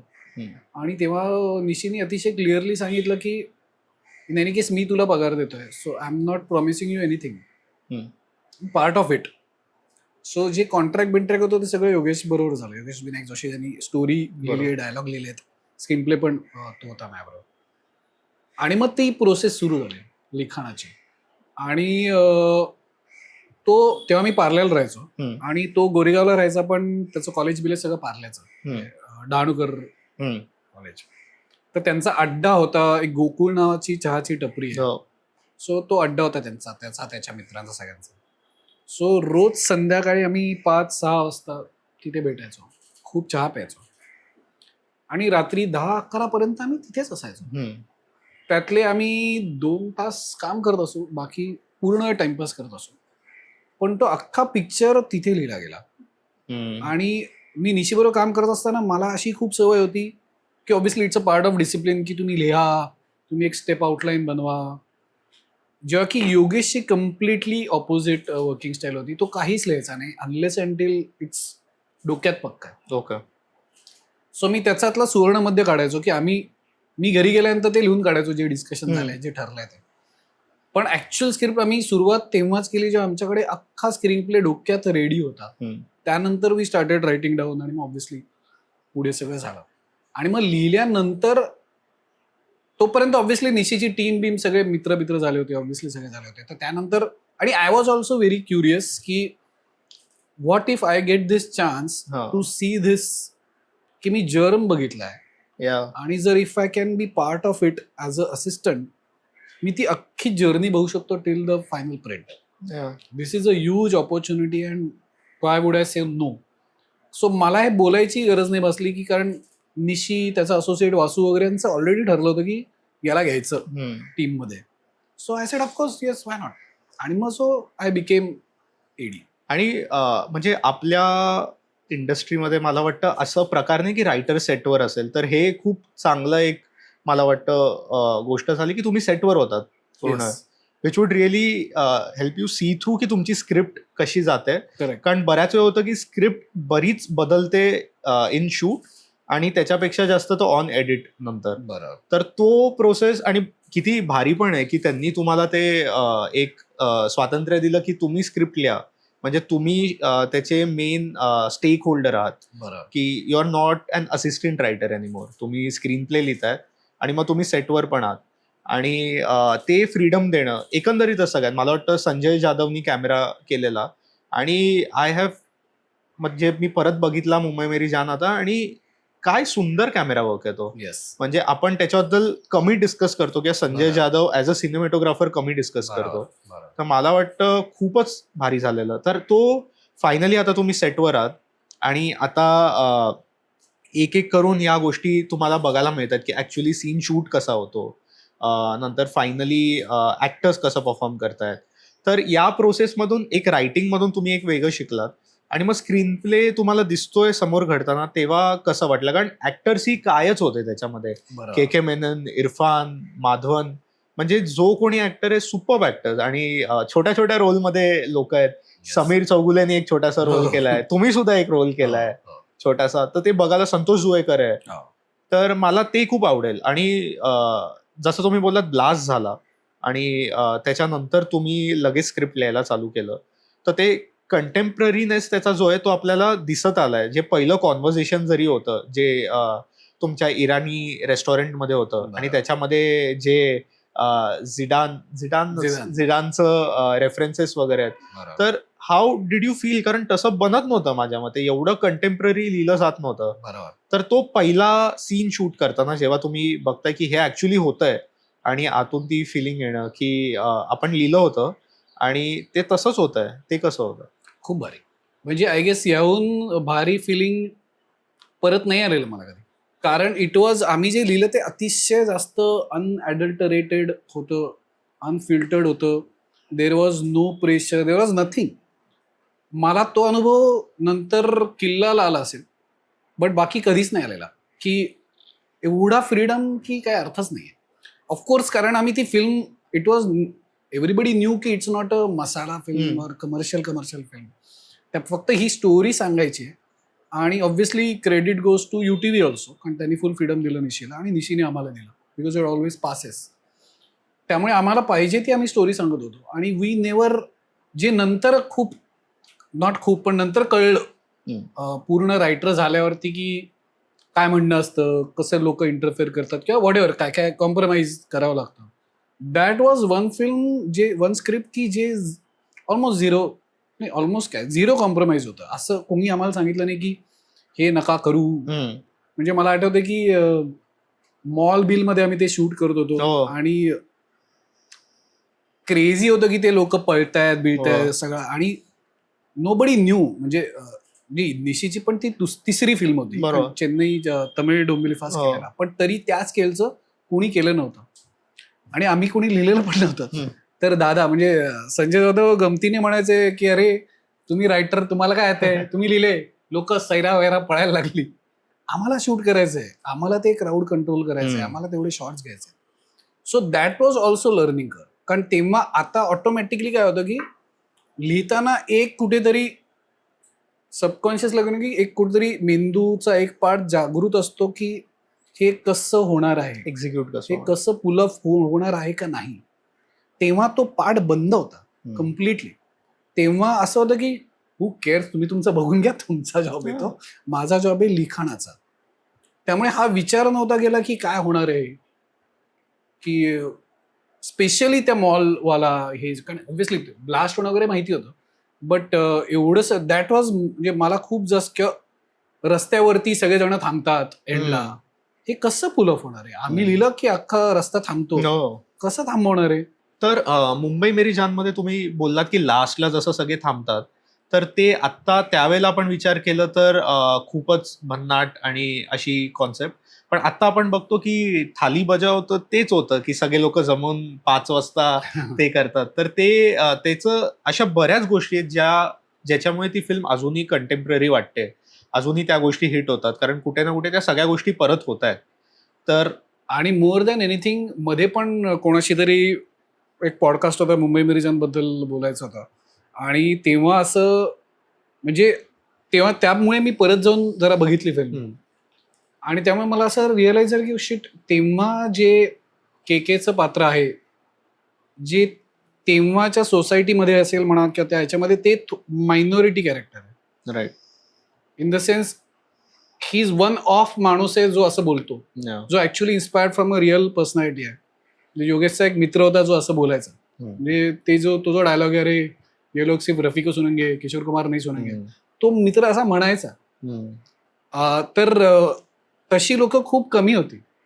पण असं परत बघताना असं वाटलं गोष्टी, जे तो फॉर एक्झाम्पल परेश रावल केकेला जे सगळं सांगतो, केके जे प्रत्येकाला बोलतो, किंवा तो केकेचे वडील जे बोलतात, ती लोक आता मेजॉरिटी झाली आहेत. राईट. आणि steel it's so applies completely. म्हणजे अजूनही म्हणजे ऍक्च्युअली ते आता अप्लाय जास्त होतं तेव्हापेक्षा असं वाटतं. सो इट्स क्रेझी ऍक्च्युअली की ते अजूनही कसं रिलेट होतं. आणि आधी तसं होतं माझ्या मते की मेजॉरिटी पण क्रिएट होताना जर तुमच्या आजूबाजूच्या लोकांची मतं एक सारखी असतील तर it is very difficult to resist those मतं किंवा not endorse them, because then you are the minority and suddenly you are looked in a different way. Correct. तर मला वाटतं तेही झालंय की आपण बऱ्यापैकी लोक तशी कदाचित नाही आहेत, पण आजूबाजूची लोक तशी झाली आहेत की मी कसं म्हणू की मला हे पटत नाहीये. बरोबर. It's also very difficult to take that stand, आणि ऍब्सोल्युटली. ते प्रामुख्याने वाटतं. पण मेन आता ते मी सांगितलं मुंबई मेरी जान मध्ये why it was so contemporary म्हणून, कारण मॅक्सिमम गोष्ट या रियालिटी मधनं आलेल्या. म्हणजे फॉर एक्झाम्पल ते केकेचं कॅरेक्टर ते रियालिटी मधनं आलेलं. त्याच्या एंडला जे होतं, म्हणजे तो जो किस्सा होता की अरे ते गायब झाले, ते शोधायला जातात आणि मग कळतं की कोणतरी गायब होतं, तोच असणार वगैरे. सो असा ऍक्च्युअल किस्सा झालेला की 3 लोक वस्तीतले गायब झाले तेव्हाच. आणि सगळ्यांना वाटलं की ओ शिट, की हे काहीतरी आहे, यांचं काहीतरी झालं. आणि ते ऍक्च्युअली शिर्डीला गेलेले आणि ते जेव्हा परत आले तेव्हा लोकांचं झालं ओ शिट, त्याचं अँटी क्लायमॅक्स वाला असं होता. सो ते खूप रिअल होतं. फॉर एक्झाम्पल ते जे के परेश रावलला धक्का देतो, तो खूप मोठा इन्सिडन्स घडलेला मुंबईत पार्ल्यात घडलेला. त्याची बातमी आलेली की एक पोलीस घरी चाललेला आणि देअर वॉज दिस माणूस जो दारू प्यालेला होता आणि त्याला सात्विक संताप आलेला की काय चाललंय आपल्या ह्याच्यात, बॉम्बस्फोट होत आहेत वगैरे, आणि म्हणून त्यांनी मारलं त्याला. It was a news. आणि सो असे हे बऱ्याचशा गोष्टी या सगळ्या न्यूज क्लिपिंग्स मधनच इन्स्पायर झालेल्या होत्या की कोणाला फॉलो करायचे, कोणाच्या स्टोऱ्या सांगायच्या. म्हणजे ओरिजिनली अजून 2-3 जास्त गोष्टी होत्या ज्या ऑब्व्हियसली लेंथमुळे ते आम्ही स्क्रिप्ट लेवललाच कमी केलं, स्टोरी लेवललाच. पण फॉर एक्झाम्पल जो इरफानचं कॅरेक्टर आहे, so after every blast, even 91-92 नंतर सुद्धा एक स्पाइक असतो की ऑटोमॅटिकली हे कॉल्स वाढतात की बॉम्ब आहेत सांगणार कुठल्याही दुर्घटनेनंतर. इव्हन फॉर एक्झाम्पल आता अहमदाबादच्या नंतर सुद्धा खूप कॉल्स वाढले, होक्स कॉल्स, की इथे बॉम्बे, तिथे बॉम्बे, प्लेनमध्ये हे. सो त्याचं काहीतरी करूया का हा विचार होता. आणि मग कळलं की मग कोण करतो, का करतो. मग तो कॉफीवाला, मग कॉफीवाला तर जर तुम्ही मुंबईत राहत असाल तर तुम्हाला माहिती आहे कॉफीवाला कोण आहे. मग तो का करेल, अशातनंच जास्त झालं होतं. इव्हन पोलीस जे 2 आहेत, सो आम्ही जेव्हा गोकुळला बसून चहा मारायचो आणि टाइमपास करायचो, शेजारी पणशीकर आहे. सो रोज संध्याकाळी बाईकवरनं 2 पोलीस यायचे. त्यातला एक म्हातारा होता, एक यंग होता. That's it. सो म्हटलं की अच्छा मग ते हाही पोलीस असतील, मग ह्याला मारलं असेल. सो ते ऑटोमॅटिकली ते कंटेम्पररी किंवा रिअल बनलं, कारण त्याचा उगमच खूप रियालिटीतनं झाला होता. त्यात कुठेच आम्ही असं एक एलियन किंवा आमच्या डोक्यातनं काहीतरी क्रिएट केलंय. ती कॅरेक्टर खरीच होती. बरोबर. आम्हाला फक्त we had to give them push. आणि जेव्हा मी आता विचार करतो तर मला वाटतं की कुठेच मोरॅलिटीमध्ये ते ब्लॅक और व्हाईट नव्हते. म्हणजे सगळ्यांचे दोन्ही बाजू दाखवले गेले, जे कधी कधी अँथॉलॉजी किंवा अशा मल्टिपल स्टोरीजमध्ये मिस आउट होऊ शकतं. किंवा ॲज अ मेकर आपण स्टँड घेऊ शकतो की मी नाही दाखवेन, ठीक आहे, मला हे नाही दाखवायचं आहे. पण आता मी विचार करतो तर मला सगळ्यांच्या बाजू तितक्याच दिसल्या, की ह्यांचं चांगलेपण पण दिसलं आणि त्यांनी त्यांच्या आतमधले काही वायसेस पण दिसले. मग ते जरी तुकाराम पाटीलचं कॅरेक्टर असेल, त्यांच्यामधलं पण त्यांनी सोडून दिलेलं एक की सिस्टम असंच चालतं, तर गेटिंग यूज टू दॅट, ते असू दे. किंवा के मेननचं जे आपल्याला शेवटी कळतं जाऊन की तो कदाचित असा झालाय कारण परत तेच की आजूबाजूची लोक तशी आहेत, तर तो कसा ते चेंज होईल. म्हणजे तो नाहीये मुळात तसा. टू अ पॉइंट वेअर त्याच्या खिशात काही पैसे नाही आहेत, पण तरी तो डिसिजन घेऊ नाही शकत की मला पैसे येत आहेत पण अरे बाबा या कारणासाठी, या रॅडिकल गोष्टीसाठी मी नाही करणार ते. तर ते खूप सुंदर होतं, ज्याच्याबद्दल आपण पुढे सीन ब्रेकडाऊन मध्ये बोलूच. तर आता हे मुंबई मेरी जान होतो आणि आता अशाप्रमाणे तुम्ही ऍक्च्युली आता रायटर बनलात. बरोबर. आता तुमच्या नावामध्ये क्रेडिट आहे तुम्हाला की तुम्ही रायटर आहात. तर ह्यानंतर किल्ला नाही मध्ये बरं, याच्या आधीचा किस्सा. सो जेव्हा मी एडी होतो, पहिलं शेड्यूल संपल्यानंतर मला हे कळलं की मला एडी नाही बनायचं. कारण मला रिअलाइज झालं की मला लिहायचं पण होतं आणि मला रिअलाइज झालं की I have to choose one thing. मी दोन्ही, कारण it's very taxing job, assistant director. आणि प्लस काही म्हणा, थोडं जर तुम्ही ऑलरेडी क्रिएटिव्ह असाल तर तुम्हाला ते असं वाटतं की थोडं सांकाम्यावाला झोन आहे. You don't have any say or you are not really getting to participate in creative discussion unless until you are associate director. तुम्ही पार्टी टू द डिस्कशन असता की शॉर्ट कसा घ्यायचा, काय घ्यायचा. तुम्ही खूप जवळून बघता की डिरेक्टर ऍक्टर बरोबर कसा हे करतोय. जर तुम्ही फक्त एडी असाल, नॉट नेसेसरी तुम्ही सगळीकडे असाल आणि लोकांना लांब असाल, तुम्हाला ती प्रोसेस ऍक्च्युअली कितपत बघताय ते डाऊट डिपेंड्स ऑन तुम्ही कुठे आहात. बरोबर. आणि म्हटलं की मी हे दोन्ही नाही एका वेळेला करू शकत. सो मी फिल्म संपल्यानंतर निशीला सांगितलं की सॉरी, म्हणजे ऑब्व्हियसली शूटिंग संपल्यानंतर की मला एडी कंटिन्यू नाही करायचं आहे, मला रायटिंग करायचं. आणि तोपर्यंत हे ठरलेलं नव्हतं, काही क्रेडिट बिडिटचं काही ठरलं नव्हतं. निशीने अतिशय ऑनेस्टली मला आधीच सांगितलेलं की त्याची मी काही प्रॉमिस करत नाही तुला. सो मी त्याला हे म्हणलं की निशी, मला आता रायटरच बनायचं आहे, फुल फ्लेजेड फिक्स्ड आहे. मी असिस्टंट डिरेक्टर नाही बनू शकत. मला काहीतरी एक चूज करावं लागेल, तर मी हे करतोय. तर तू मला काहीतरी क्रेडिट देशील का? अच्छा. हां, असोसिएट रायटर काही, so that I can use this, so I can tell people की मी पण हा लिहिलाय पिक्चर. ओके. यामध्ये सगळ्यात भारी क्रेडिट योगेशचं, निशीचं, सगळ्यांचंच. की नोबडी ट्रीटेड मी, म्हणजे योगेश आणि मी असताना नोबडी ट्रीटेड ही फक्त योगेश रायटर आहे. एव्हरीवन इंट्रोड्यूस मी अज वेल की हा रायटर आहे. बरोबर. सो अख्ख्या युनिटला माहिती होतं की मी पण रायटर आहे, पण मी ऑफिशियली तोपर्यंत नव्हतो रायटर. अच्छा. आणि सो निशीला म्हटलं प्लीज तू असोसिएट क्रेडिट देशील का मला, मला त्याचा फायदा होईल. आणि निशीनं तर माझ्याकडे बघितलं, म्हटलं मी प्रॉमिस नाही काही करू शकत, पण मी जे योग्य असेल. असं खूप मोगम बोलला, माहिती तो ते मुद्दामून बोलला.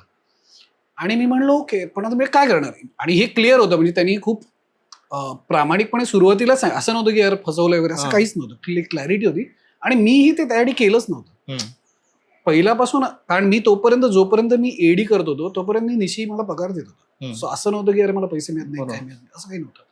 प्लस पहिली फिल्म असल्याने तुम्ही ते सगळं विसरता आणि तुम्ही झोकून काम करता आणि यू एन्जॉय दॅट, जे मी केलंच. नंतर मग त्याचं प्रॅक्टिकल वाटलं की अरे त्याचा फायदा होऊ शकेल का प्रोफेशनली, बरोबर. नाहीतर मग लोक मला सिरियसलीच घेणार वगैरे वगैरे वगैरे. आणि तो म्हटला बघू. मग पोस्ट बीस चालू होतं आणि मी एडीचं काम करतच होतो ऑब्व्हियसली पोस्टमध्ये पण. आणि नंतर ती एक जबाबदारी असते की तुम्ही क्रेडिटची लिस्ट लिहा आणि पाठवा. हा. सो ती माझ्यावर जबाबदारी होती की ओपनिंग क्रेडिट्स लिही, नाव आली. सो मी लिहिलं स्टोरी, स्क्रीन प्ले, डायलॉग. गाणं जे आहे ते पण योगेशने लिहिलं. अच्छा. Story, screenplay, dialogue, lyrics Yogesh Vinayak Joshi सगळं. आणि निशी आला तर निशी म्हटलं झालंय, मी वाचलं. अगर एक चेंज कर, story, dialogues, lyrics Yogesh Vinayak Joshi, screenplay Yogesh Vinayak Joshi, Upendra Singh. आणि तो गेला. आणि आय वाज लाईक आणि ताबडतोब दुसऱ्या मिनिटाला मला योगेशचा फोन आला आणि मी योगेशला हे सांगितलं. आणि योगेश म्हणला ऑफकोर्स, म्हणजे आमचं झालं बोलणं, तुला तर मिळालंच पाहिजे, ऑब्व्हियसली काम केलंस तू. आणि I think this is extremely rare case of generosity in film industry, specially from Yogesh as well as Nishi, की काहीच गरज नव्हती. म्हणजे त्यांनी नसतं दिलं तरी चाललंच असतं, फेअरच होतं ते. कोणीच काही प्रॉमिस केलं नव्हतं, काय फरक पडला असता त्यांना, काहीच नसता फरक पडला, पण त्यांनी दिलं. So it was great. आणि दॅट्स हाऊ आय, त्याच्यामुळे मला मग नॉमिनेशन मिळालं, अवॉर्ड मिळालं, जे काय आता आपण बसलोय मे बी त्याच्यामुळे. बरोबर. आणि बरोबर, बरेच लोक ऍक्च्युली लिहितात पण, आणि असं होतं घोस्ट रायटिंग करतात किंवा नाही मिळत, आणि मे बी इंडस्ट्रीमध्ये माहीत असतं, पण ते खूप इम्पॉर्टंट आहे जे बघतो आम्ही त्यांच्यासाठी की कोणी लिहिलंय, कारण ते त्याच्यानेच लक्षात राहतं लोकांच्या, विच इज व्हेरी क्लिअर. तर अशा प्रकारे तुम्ही रायटर झालात फायनली. आणि मग आता तुम्ही मध्ये मध्ये पण काही सिनेमे केले, पण एक मेजर जॉनरा शिफ्ट होता जेव्हा किल्ला तुम्ही मधला खूप मोठा जॉनरा शिफ्ट आहे माझा. किल्लाच्या आधी पण मी एक फिल्म केली. ओके. मी 2 फिल्म केल्या, अतिशय लेसर नोन. मेन काय झालं, मुंबई मेरी जान नंतर स्पेशली फिल्मफेअर मिळाल्यानंतर मला असं वाटलं की काय वाच, आता लोक मला फोन करणार आहेत की आमच्यासाठी लिही वगैरे, आणि असं काहीच झालं नाही. आणि वाजलं एक शिट, आता काय करायचं. तर ऑब्व्हियसली एक फिल्म मी कुठली एक पेबॅक नावाची एक फिल्म केली, लिहिली, जो अगेन मास्कॉमचा एक वाया मित्र होता, आणि केली. त्या फिल्मचं काही झालं नाही, इवन दो आय थिंक की आयडिया वॉज व्हेरी गुड. आणि त्यानंतर 2011 साली मी महेश भटांबरोबर फिल्म केली, 12ला जी रिलीज झाली, ब्लड मनी नावाची. ब्लड मनी, हो. कुणाल खेमवाणी आणि कुणाल देशमुख डिरेक्टर, नाही विशाल महाडकर, डेब्यू फिल्म होती. मला ब्लड मनी आठवतो कारण गाणी प्रचंड हे होती आणि कॉन्सेप्ट खूप हे होता की नवीन. मला वाटतं तेवढ्या मेमरीमध्ये पण नाही, पण अगेन हा वाला तुमचा म्हणजे फील्ड होतं की तुमचा जॉनर जे तुम्ही आधीपासून लिहित आला, तर ते कसं होतं मग एक्सपिरियन्स? तो खूप भारी. ते पण मित्रांच्या थ्रू मिळालं. म्हणजे आय गेस सुरुत गोडबोले त्यांनी माझा नंबर त्याला दिला, विशालला, ज्यांनी जून आता बनवलं. करेक्ट. सो ती आमची ओळख होती, आम्ही मित्र होतो ऑलरेडी. तर तो आणि विशालचं पण काहीतरी कनेक्शन होतं. सो माझं नाव त्यांनी सजेस्ट केलं, आणि मग विशालने मला भेटायला बोलवलं विशेष फिल्मसाठी. मी भेटलो, त्याला फिल्म करायची होती. मग त्यांनी सांगितली फिल्म. मग मी म्हणलं की अरे स्टोरी सांगितली फक्त. मी म्हणलं अरे हे द फर्म आहे स्टोरी. तर तो म्हणला अच्छा तू बघितलंयस का? मी म्हणलं मी वाचली पण आहे पुस्तक आणि बघितलं पण आहे. मी म्हणलं अरे तसं करायचं तर मला नाही इंटरेस्ट आहे, ती आयडिया घेऊन करायचं तर करू. आणि तेव्हा इट वॉज रॅम्पंट, म्हणजे तोडून बनवणं जे म्हणायचं बरोबर, ते रॅम्पंट होतं. तो ऑप्शन नव्हता. प्लस मला अतिशय कामाची गरज होती, मला पैशाची गरज होती. प्लस ऑब्व्हियसली महेश भट हे मोठं नाव आहे, त्यांच्या बरोबर काम करायला मिळणं सुद्धा चांगलाच अनुभव होता. राईट. आणि विशाल पण म्हणला की मलाही ते करायचं नाहीये की कॉपी पेस्ट करायचं, आपण ती आयडिया घेऊ आणि आपण ती आपल्या पद्धतीने मांडू. आणि त्या हिशोबावर आम्ही काम सुरू केलं. सो अमेझिंग एक्सपिरियन्स म्हणून अमेझिंग एक्सपिरियन्स. म्हणजे मुकेशजींबरोबर काम करणं, त्यांची म्युझिक सेन्स अफलातून आहे खरंच. त्या दोघांचा, मुकेश भट आणि महेश भट दोघांचा अमेझिंग म्युझिक सेन्स आहे. आणि एकंदरीतच त्यांचं डिस्कशन म्हणजे ऍक्च्युली जे शाळा असायची, ऍक्च्युली महेश भट असे बसायचे आणि मग लोक असे विद्यार्थ्यांसारखे खाली बसलेत असा सीन असायचा. सो ॲज अ एक्सपिरियन्स म्हणून खूप भारी होता खरंच. महेश भट सो प्राईम मध्ये आम्ही त्यांचे चित्रपट नाही बघू शकलो, कारण आम्ही तेव्हा आमची जनरेशन वेगळी होती. पण आता जेव्हा आम्ही इंटरव्ह्यूज मधून ऐकतो किंवा कसा सपोर्ट ते करायचे नवीन रायटर्सला किंवा नवीन फिल्म मेकर्सला, इव्हन ऍक्टर्सला, मग ते भलेही त्याचं पुढे जाऊन काय होईल किंवा नाही होईल, पण त्या पॉइंटला ते सपोर्ट करणं, तर ते पण खूप चांगलं होतं. ते मला वाटतं कधीतरी बोललं गेलं पाहिजे की त्यांची फिल्म मेकिंग स्टाईल करते. आता लोक त्यांना वेगळ्या कारणांमुळे ओळखतात बरोबर. पण नाईस. मग हे झालं, ब्लड मनी झाला. त्याच्यानंतर ह्याचा पण तुम्ही स्क्रीन प्ले लिहिला होता की त्याचं सगळं केलं होतं, Story, स्टोरी, screenplay, डायलॉग, आणि dialogue. त्यानंतर ऍडिशनल डायलॉग म्हणून एक डायलॉग पंच करायला असं म्हणतात. ओके, ते एक थोडेसे हिरोईक डायलॉग आणणारी संजय मासूम यांना अच्छा, त्यांनी ऍडिशनल डायलॉग लिहिले होते. ओके. तर तुम्ही आतापर्यंत स्टोरी, स्क्रीन प्ले लिहित होता, हे डायलॉग तुम्ही आता लिहिले. मग या दरम्यान किल्ला हा कसा झाला? म्हणजे किल्लाचं तुम्ही डायलॉग्स लिहिले, फक्त डायलॉग्स लिहिले, पण तो एक कम्प्लीट जॉनरा शिफ्ट आहे. जॉनरा शिफ्ट पेक्षा जास्त पहिले तर त्याचे डायलॉग्स तुम्ही लिहाल, कारण त्या प्रकारचं काम तुम्ही आधी केलं नव्हतं. Killa is very different kind of a film. ते करताना very personal and close film to Avinash Arun, बरोबर. जे स्वतः मे बी डायलॉग्स लिहू शकले असते किंवा ज्याच्यामध्ये स्टोरीच एवढी जवळची आहे एका डिरेक्टरला. मग तेव्हा तो प्रोसेस कसा होता की for him to rope you into this film आणि you getting the freedom to write dialogues for a film जे एका डिरेक्टरच्या एवढ्या क्लोज आहे. त्याच्यात मध्ये 2 लिंक्स आहेत, 2 दुवे होते. एक दुवा होता रणजित गुगळे, जो तोपर्यंत माझा मित्र झालेला. तो त्या फिल्मवर ईपी होता किल्लाच्या, ज्यांनी रणजितनी नंतर गर्लफ्रेंड. आणि दुसरा दुवा होता अजय राय, जो किल्लाचा निर्माता आहे, जो निशिकांशी असोसिएट होता. निशिकांच्या ऑलमोस्ट प्रत्येक पिक्चरला he has been the EP line producer, जे काय डोंबिवली फास्ट पासून मुंबई मिरेजनला पण तोच होता. सो अजय राय न्यू मी, रणजित न्यू मी, आणि मग रणजितनी माझं नाव रेकमेंड केलं. मी अविनाशला ओळखत नव्हतो. त्याचा जो स्क्रीन प्ले रायटर आहे तुषार, त्याला मी ओळखत होतो. तो माझा मित्र आहे अजून, तेव्हाही होता. सो मग मला आठवतं FTI ला भेटलो. त्यांनी मला स्क्रीन प्लेचा ड्राफ्ट दिला. मग मी तो वाचला. मी ऑनच होतो, म्हणजे करायचंच होतं त्यात. म्हणजे देर वॉज नो की अच्छा स्क्रीन प्ले वाचून कळवतो, हा मुद्दा नव्हता तेव्हा. की करूया, अरे रणजित आहे, अजय, मराठी फिल्म करूया, असाच झोन होता. आणि वाचल्यानंतर फार वेळ नव्हता. म्हणजे मला आठवते की ते रेकीला जाणार होते लगेचच. सो अविनाश म्हटला की असं कर, तू पण चल रेकीला. आणि पावसाळ्याचेच दिवस होते. तर तू पण चल रेकीला, आपण रेकी करू, आणि मग रेकी करता करता बोलणं होईल, मग तुलाही फील येईल आपण कुठे शूट करतोय वगैरे वगैरे. सो अविनाश, ओंकार, मी, रणजित असं आम्ही निघालो. आणि तेव्हा मला आठवतंय लुटेराचं म्युझिक जस्ट आउट झालं होतं. अच्छा. सो जाताना फुल लुटेराची गाणी म्हणत ऐकत चालू होतं. आणि सो इट वॉज असं नाही की खूप ते ऑर्गॅनिकली झालं. एक माहिती होतं, ज्या प्रकारे अविनाश बोलत होता, तुषार बोलत होता, सगळेच बोलत होते, की त्यांना ते खूप ग्राउंडेड पाहिजे, त्यांना ते खूप सटल पाहिजे. आणि मला प्रोड्युसरकडनं हे ब्रीफ होतं की पिक्चर तो अच्छी बनेगी, पण थोडा ह्युमर लाव. अच्छा. ते म्हणलं की मला ते दिसतच होतं ह्युमर इन एनी केस. म्हटलं असलंच पाहिजे, ते लहान पोरं तर येणारच आहे ह्युमर. आणि त्यामुळे ते खूप इझिली झालं. प्लस मी तिकडे गेल्यामुळे आम्ही जे बघत होतो, ज्या जागा बघत होतो, तिकडची जी लोकं होती, त्यामुळे ते खूपच ऑर्गॅनिकली झालं. आणि ऑब्व्हियसली स्क्रीन प्लेमध्ये सुद्धा it was very collaborative process त्यांची सुद्धा. ते सुद्धा ओपन होते.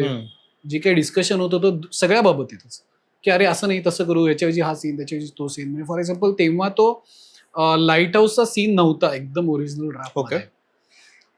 मग ते आम्हाला लोकेशन सापडलं. अरे लाईट हाऊस टाईप आहे, लाईट कुठेतरी जातात एवढंच होतं. मग एक लाईट हाऊस आहे, आय गेस काय प्रकाश गर्दी कुठेतरी, मी नाव विसरलं. मग आम्ही ते लोकेशन पाहायला गेलो त्या रेकीच्याच वेळेला. म्हटलं की अरे कसलं भारी लोकेशन आहे, मग तिथे करूया. असं करत ते इव्हेंच्युअली ते लिहिलं गेलं. सो इट वॉज एक्स्ट्रीमली काय, अगेन लाईक मी म्हटलं तसं मुंबई मेरी सारखी process. There was no pressure, there is nothing, no expectations from the film. I guess main ते की बाकीच्यांच्या काय एक्सपेक्टेशन पेक्षा तुम्हालाच काही एक्सपेक्टेशन नाही आहेत. तुम्ही त्या 0 एक्सपेक्टेशननी जेव्हा तुम्ही काम करता, तुम्ही ऑटोमॅटिकली 100% देता. कारण there is, you don't demand anything in return, तुम्ही जर देताय. सो किल्ल्याच्या बाबतीत सगळ्यांचंच तसं आलं. आणि so it's very organically that happen. We never knew की it will blow up. I guess. आणि आम्ही, बिकॉज मी अविनाशला ओळखत नव्हतो, मी त्याचं कामही काही बघितलं नव्हतं, त्यामुळे माझ्या 0 एक्सपेक्टेशन्स होत्या. अच्छा, अविनाशचं तुम्ही काहीच काम बघितलं नव्हतं ऍज अ सिनेमॅटोग्राफर? नाही, त्यांनी जी त्याच्या आधी फिल्म शूट केलेली ती आली नव्हती बाहेर, ओके. सो मी काहीच बघितलं नव्हतं. अच्छा. असं होतं की अरे अजय राय हे करतोय, हा FTIचा आहे, रणजित काम करतोय, सो आपले लोक आहेत, सो करूया, असा होता देर वॉज. त्यामुळे Nice. जेव्हा ते सेटवरती मी पहिले 2-3 दिवस गेलो आणि इव्हेंच्युअली मी जेव्हा ते बघितलं तेव्हा I was also blown away, because obviously. आणि एक त्याचा हा आला होता, त्यांनी पावसाचा पोर्शन आधी जाऊन शूट केला होता, सो तो आला होता, सो तो बघितला होता तेव्हा म्हटलं की व्हिज्युअली खूप भारी दिसतंय. आणि नंतर ऍक्च्युअली एडिटमध्ये बघितलं तेव्हा आय वॉज ऑब्व्हियसली सगळ्यांसारखंच ब्लोन हवे, कारण अगेन मला ती हिस्ट्री माहित नव्हती काहीच. आणि हे असं प्रोजेक्ट होतं पहिले की तुम्ही मराठीमध्ये लिहित होतात, ह्याच्या आधीचं तुमचं हिंदीमध्ये होतं. बरोबर. तर तेही प्रचंड असं तोही फ्रीडम खूप छान वाटत असेल की आपल्या भाषेत लिहायला मिळत आहे, Absolutely. एक्सप्रेस व्हायला मिळत आहे. हा. तर हे जेव्हा तुम्ही लिहिलं आणि काम केलं, कुठल्याही या any given point of time असं असतं का एका रायटरच्या डोक्यात की बाबा मला या लँग्वेजसाठी लिहायचं आहे किंवा मला या लँग्वेजमध्ये फिल्म करायचं आहे? मला एवढं तसं असतं, पण ऑब्व्हियसली जेव्हा तुम्ही तुमच्या मातृभाषेत लिहिता तेव्हा ऑटोमॅटिकली ते जास्त नॅचरली फ्लो होतं, स्पेशली डायलॉगशी रिलेटेड. कारण तुम्हाला ते म्हणजे अजूनही I don't think in Hindi और I don't think in English, ते कुठेतरी मराठीतच आधी येतं आणि मग ते अडॅप्ट होतं, ट्रान्सलेट होतं, जे काय होत असेल ते. सो मराठीत ते डायरेक्ट बाहेर पडतं विदाऊट एनी फिल्टर, बरोबर. विच इज व्हेरी नॅचरली ते बाहेर येतं. हिंदीमध्ये आता हळूहळू व्हायला लागलंय, बिकॉज खूप काम केल्यामुळे नॅचरली येतात काही गोष्टी, बट स्टील तेवढं नाही आहे जेवढं मराठी विल ऑलवेज जास्त नॅचरली फ्लो होईल. राईट. आणि या सगळ्याच्या दरम्यान आपण 2 पॅरलल ट्रॅक्सवर जातोय की जिथे तुम्ही आता रायटिंगची तुम्हाला मजा यायला लागली आहे, पण डिरेक्शन स्टील डोक्यात आहे कुठेतरी येस येस. की कधीतरी आपल्याला करायचं आहे. तर ते तेव्हापासूनच त्या प्रयत्न तेव्हापासूनच सुरू झाले होते, आय गेस मुंबई मिरीच्या नंतरच, की मराठी फिल्म करूया. मग मराठी स्क्रिप्ट लिहिलं होतं, ऑब्व्हियसली ते झालं नाही इव्हेंच्युअली. खूप प्रयत्न झाले त्याच्यात. रणजित, त्याच्यामुळे रणजितची ओळख झाली होती माझी, की अरे याचं बजेट करूया, कसं वाटतंय सांग वगैरे. सो ते प्रयत्न एका साईडला चालूच होते कंटिन्युअसली, पण ते काही घडत नव्हतं. सो असं ते म्हणजे गिवअप नव्हता मारला, पण माहिती होतं की याला कुठेतरी ॲडिशनल पुश करावं लागेल, ॲडिशनल मेहनत किंवा काहीतरी करावं लागेल हे माहिती होतं. कसं करायचं नव्हतं माहिती. राईट. मग जेव्हा असं काम चालू असतं की तुम्ही फिल्म्स करतायत आणि तुम्हाला कमिशन्ड वर्क मिळत आहे, तर तेव्हा एक रायटरसाठी कितपत इम्पॉर्टंट असतं की स्वतःच्या ओरिजिनल स्क्रिप्ट लिहिणं, कारण कमिशन्ड वर्क नाहीये तेव्हाही लिहिणं. तर तुमच्यासाठी ते कसं असतं की तुम्ही आताही स्वतःच्या स्क्रिप्ट लिहितात जेव्हा तुमच्याकडे? येस. आणि ते किती? माझ्या मते खूप इम्पॉर्टंट आहे. जर तुम्हाला इच्छा असेल तर. बरोबर. जर कदाचित असे आहेत रायटर ज्यांचा सिंग्युलर फोकस आहे की असं काही नाही, जे मार्केटला पाहिजे ते मी देईन, बेसिकली तेच आहे ना. So which is also fine, why not. आणि पण मला नाही वाटत, मला माझ्याही गोष्टी सांगायच्यात, तुम्ही घ्या नका घेऊ वेगळा मुद्दा आहे, पण मी त्या ठेवीन विकायला. सो त्यासाठी त्या जर विकायला ठेवायच्या असतील तर त्या लिहिणं किंवा त्या तयार करणं गरजेचं आहे तेवढंच. त्यामुळे मी खूप जास्त प्लॅन नाही, पण असं ऑलवेज मेक इट शुअर की कुठला तरी एक माझं चालू आहे साईड बाय साईड. ते कुठल्याही स्टेजला असू दे, ते कुठल्याही स्पीडनी असू दे, पण ते मोर दॅन वन चालू असतं नॉर्मली कमिशनच्या बरोबरच. ऑब्व्हियसली कधी कधी जास्त कमिशन काम येतं, डेडलाईन्स असतात, तेव्हा ते मागे पडत असेल, विच इज फाईन. पण असं नाही होत की आता मी नाहीच करणार. आय डोंट थिंक की फार लोक असतील जे असं करत असतील की आता मी नाही, मी फक्त कमिशन करतो, असं मला वाटत नाही. पण येस, स्वतःचं शिवाय काही उपयोग नाही. आणि या जर्नीमध्ये जाताना खूप इंटरेस्टिंग ही गोष्ट वाटते की तुम्ही नेहमी एक्सपेरिमेंटेशनसाठी रेडी होतात तसे. तर मग ते स्क्रीन प्ले लिहिणं असू, मग कधी डायलॉग्स, कधी स्टोरी, मग तुम्ही फॉर्मॅट्स पण बघितले, लॉंग फॉर्मॅट केलं, भाषा बदलल्या, आणि मग या सगळ्यांच्या मध्ये एक अडॅप्टेशन सारखी गोष्ट येणं. एक जे तुम्ही बोलत होता तेव्हा ट्रेंड चालू होतं की आपण अनऑफिशियली अडॅप्ट करत होतो. तर आता जेव्हा तुम्हाला एक फिल्म ऑफिशियली अडॅप्ट करायची होती, दृश्यम, जी हिंदीमध्ये आली, तर तेव्हा कसं होतं? अगेन निशिकांत कामतमध्ये आपण इन डिटेल बोलणार आहोत. मी कधीपासून कंट्रोल करतोय तो टॉपिक, तो आपण त्या सीन ब्रेकडाऊनला येऊ तेव्हा आपण डिस्कस करू. कारण आमचंही ते एक स्पेशल कनेक्शन आहे, Correct. नकळत आहे, पण कसं आहे ते आपण बोलू. तर जेव्हा दृश्यम आला, तर अडॅप्टेशनचा प्रोसेस कसा असतो? एक तर अडॅप्ट करणं आहे, दुसरं त्याच्यामध्ये आहे की हे मेन स्ट्रीम अडॅप्टेशन आहे. बरोबर. दिस इज नॉट समथिंग की बुक अडॅप्टेशन आहे किंवा त्याच्यामध्ये तो एक आहे. तुम्हाला ती फिल्म माउंट पण करायची आहे त्या लेवलवरती, while being true to the story. बरोबर. तर ते प्रोसेस जमून कसं आलं एकंदरीत? आय थिंक याच्यात ऍडिशनल गोष्ट पण मी सांगतोय की मी 2 अडॅप्टेशन केलेत आतापर्यंत मल्याळमचे. एक बाहेर रिलीज नाही झालेला अजून. आणि एक आहे दृश्यम अडॅप्टेशन मध्ये एक गोष्ट क्लिअर होती की we are not actually adapting but we are protecting. We are custodians of the original film. हे माहिती की ही प्रोटेक्ट कशी होईल. कारण बरेचदा असं आधी झालेलं आहे की मी अडॅप्ट करतो असं म्हणून मी बघा आता मी कसा स्पिन देतोय असं म्हणून मोस्टली मातेर होतं त्या गोष्टीचं किंवा त्या फिल्मचं. असं बरेचदा झालेलं आहे. तर हे क्लिअर होतं की हे इतकं भारी आहे की हे प्रोटेक्ट करूया. पण ऑब्व्हियसली काही गोष्टी करता येतील का ऍडिशनल हात न लावता. म्हणजे for example Drishyam is a पेटी पॅक स्क्रिप्ट प्लॉट वाईज. तुम्ही फार हलवूच नाही शकत. बरोबर. कारण एक गोष्ट काढली की ते मनोरा पडणार त्याचा. इतकं ते अमेझिंगली क्राफ्ट केलेलं आहे. त्यामुळे तिथे काही धक्का लावायचा हेच म्हणजे चान्सच नव्हता. बरोबर. आणि आम्हाला लावायची इच्छाही नव्हती. सो ते प्रोटेक्ट करायचं. फक्त ते आता ट्रान्सपोर्ट कसं करूया आपल्याकडे. तर हे लगेचच क्लिअर होतं की ते थोडंसं गोवा महाराष्ट्र बॉर्डरवर करायचं आहे. सो महाराष्ट्र मराठी त्यात थोडं येईल, साळगावकर हे सगळं ते सगळे आहे. तो सगळा एलिमेंट येणारच होता. मग जरा फिश करी वगैरे पण आणूया आपण, हेही त्याच्यात होतं. आणि मेन होतं की आता ह्याच्यात काय गोष्टी आहेत ज्या कदाचित मिसआउट झाल्या तिकडे, ज्या आपण बेटर करू शकतो. म्हणजे एक निशेला करायचं होतं की नाव दृश्यम आहे ना, काहीतरी एक व्हिज्युअल प्रूफ आलं पाहिजे की विजय साळगावकर तिकडे होता. म्हणून तो एटीएमचा सीन आहे तो ओरिजिनल मध्ये नाही आहे, तो इथे. कारण निशी म्हटलं की नाव आपण दृश्यम म्हणतोय but there is not a single visual proof ज्याने कॉप्सना वाटेल की अरे हा खरंच तिथं होता. दिस इज लाईक हे कसं नाकारू शकतो. सो ही एक गोष्ट जी तिकडे नव्हती तिकडे आली. आणि मेन 2 ऑक्टोबर 3 ऑक्टोबर जे तिकडे सुट्टी नाहीये. कारण आम्ही बसल्यावर म्हटलं की अरे समजा हे गेले नंतर आणि यांनी शाळेमध्ये जाऊन विचारलं तर खूप इझिली कळणार आहे की अरे ही आली नव्हती त्या दिवशी, संपला विषय. सो मग ते 2 ऑक्टोबर आलं की मग ते ज्या दिवशी आता त्या दिवशी सुट्टी असते. सो जेव्हा पोलीस जातील विचारतील आले होते का नाही, नव्हती आले कारण कोणीच नव्हतं कारण शाळेला सुट्टी होती. मग ते 2 ऑक्टोबर, मग ते गांधी जयंती, त्याच्यामुळे ते ऑटोमॅटिकली आलं. But otherwise is always protecting. आणि जे कमी करू शकतो, बरोबर, थोडीशी लेंथ कमी करू शकतो का, ज्या गोष्टी टाईट नको आहेत त्या करू शकतो का, थोडं ह्युमर ऍड करू शकतो का. सो असं नाही की आम्ही खूप वेळ काम करत होतो. I guess that was fastest project. कारण ते खूप घाईत करायला भाग पडलं होतं compulsory. There was no option.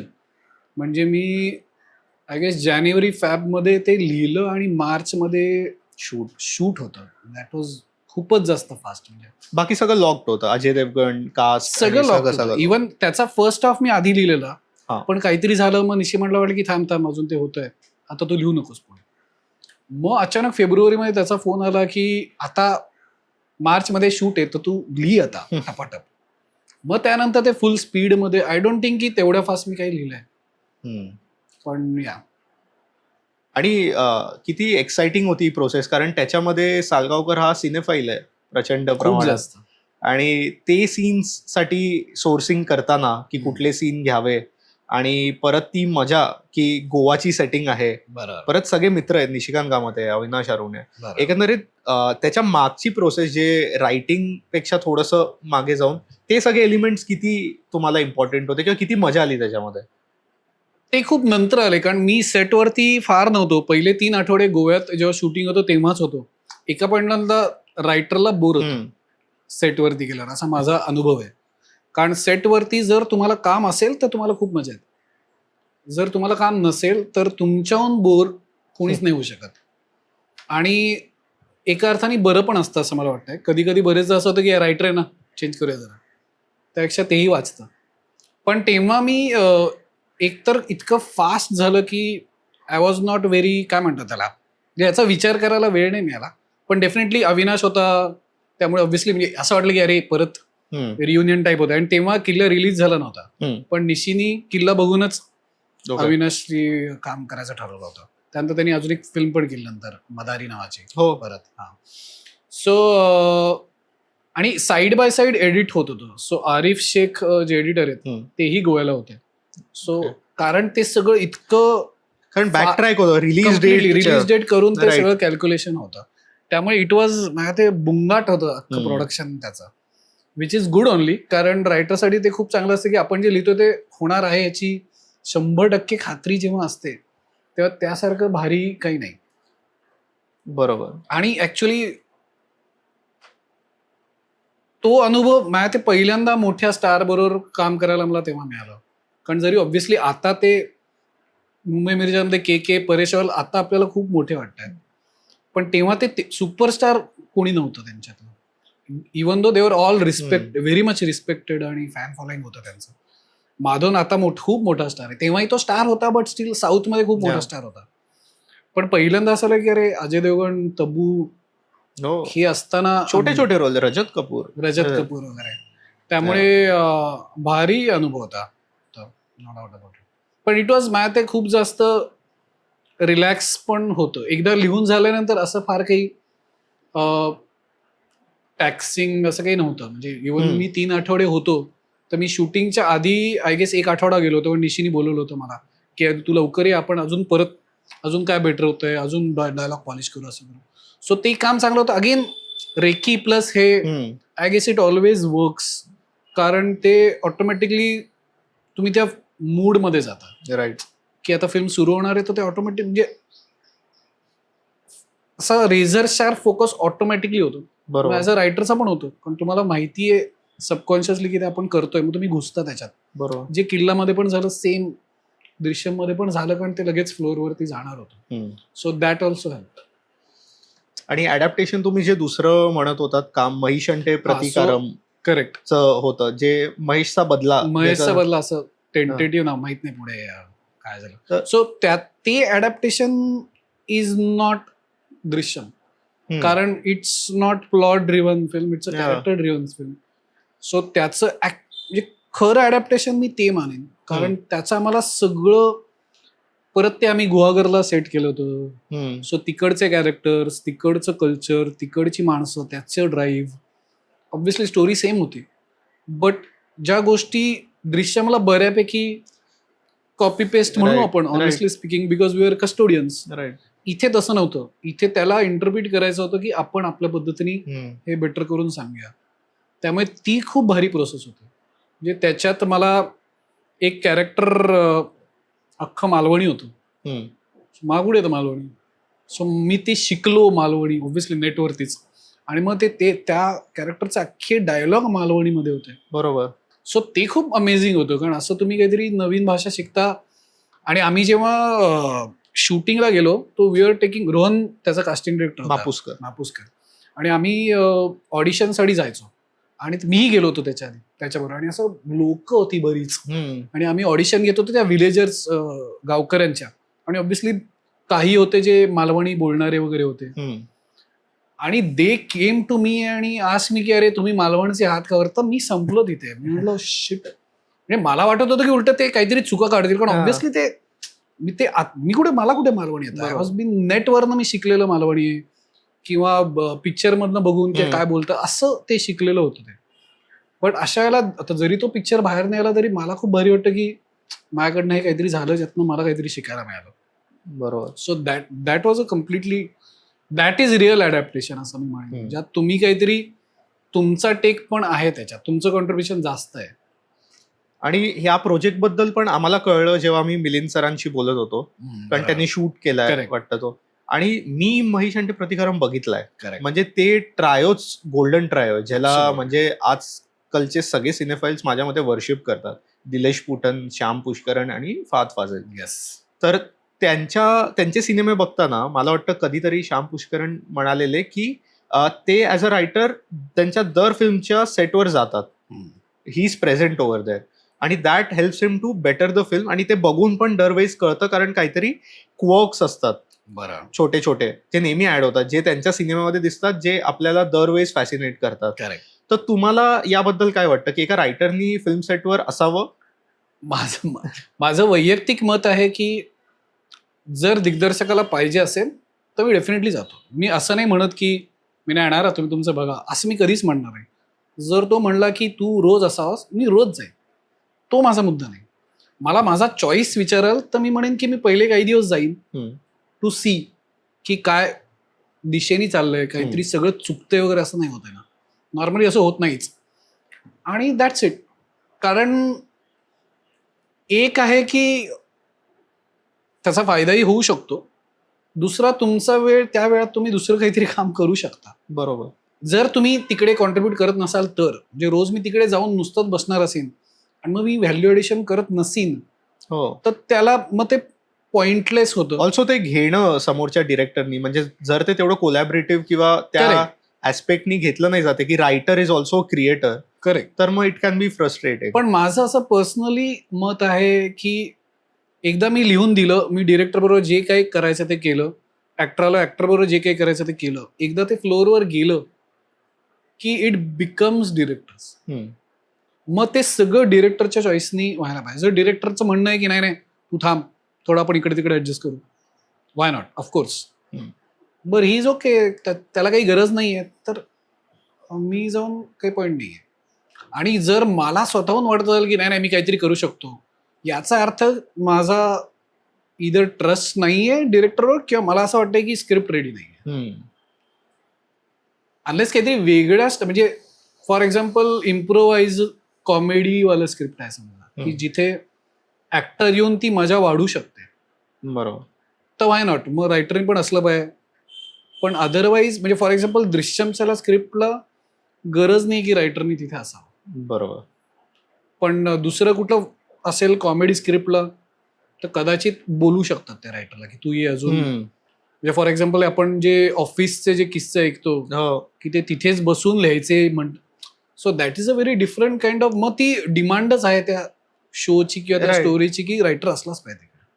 Otherwise again comes to demand असेल तर why not, I am ready. आणि so nicely ties into adaptation, कारण तेही युके वाल्या व्हर्जन वरून मग इथे झालं आणि तो ह्युमर पण चेंज झाला. तिकडचा प्रचंड लागणारा ह्युमर खूप जास्त. युके वाला मला नाही वाटत इकडच्या ऑडियन्सला आवडला असं.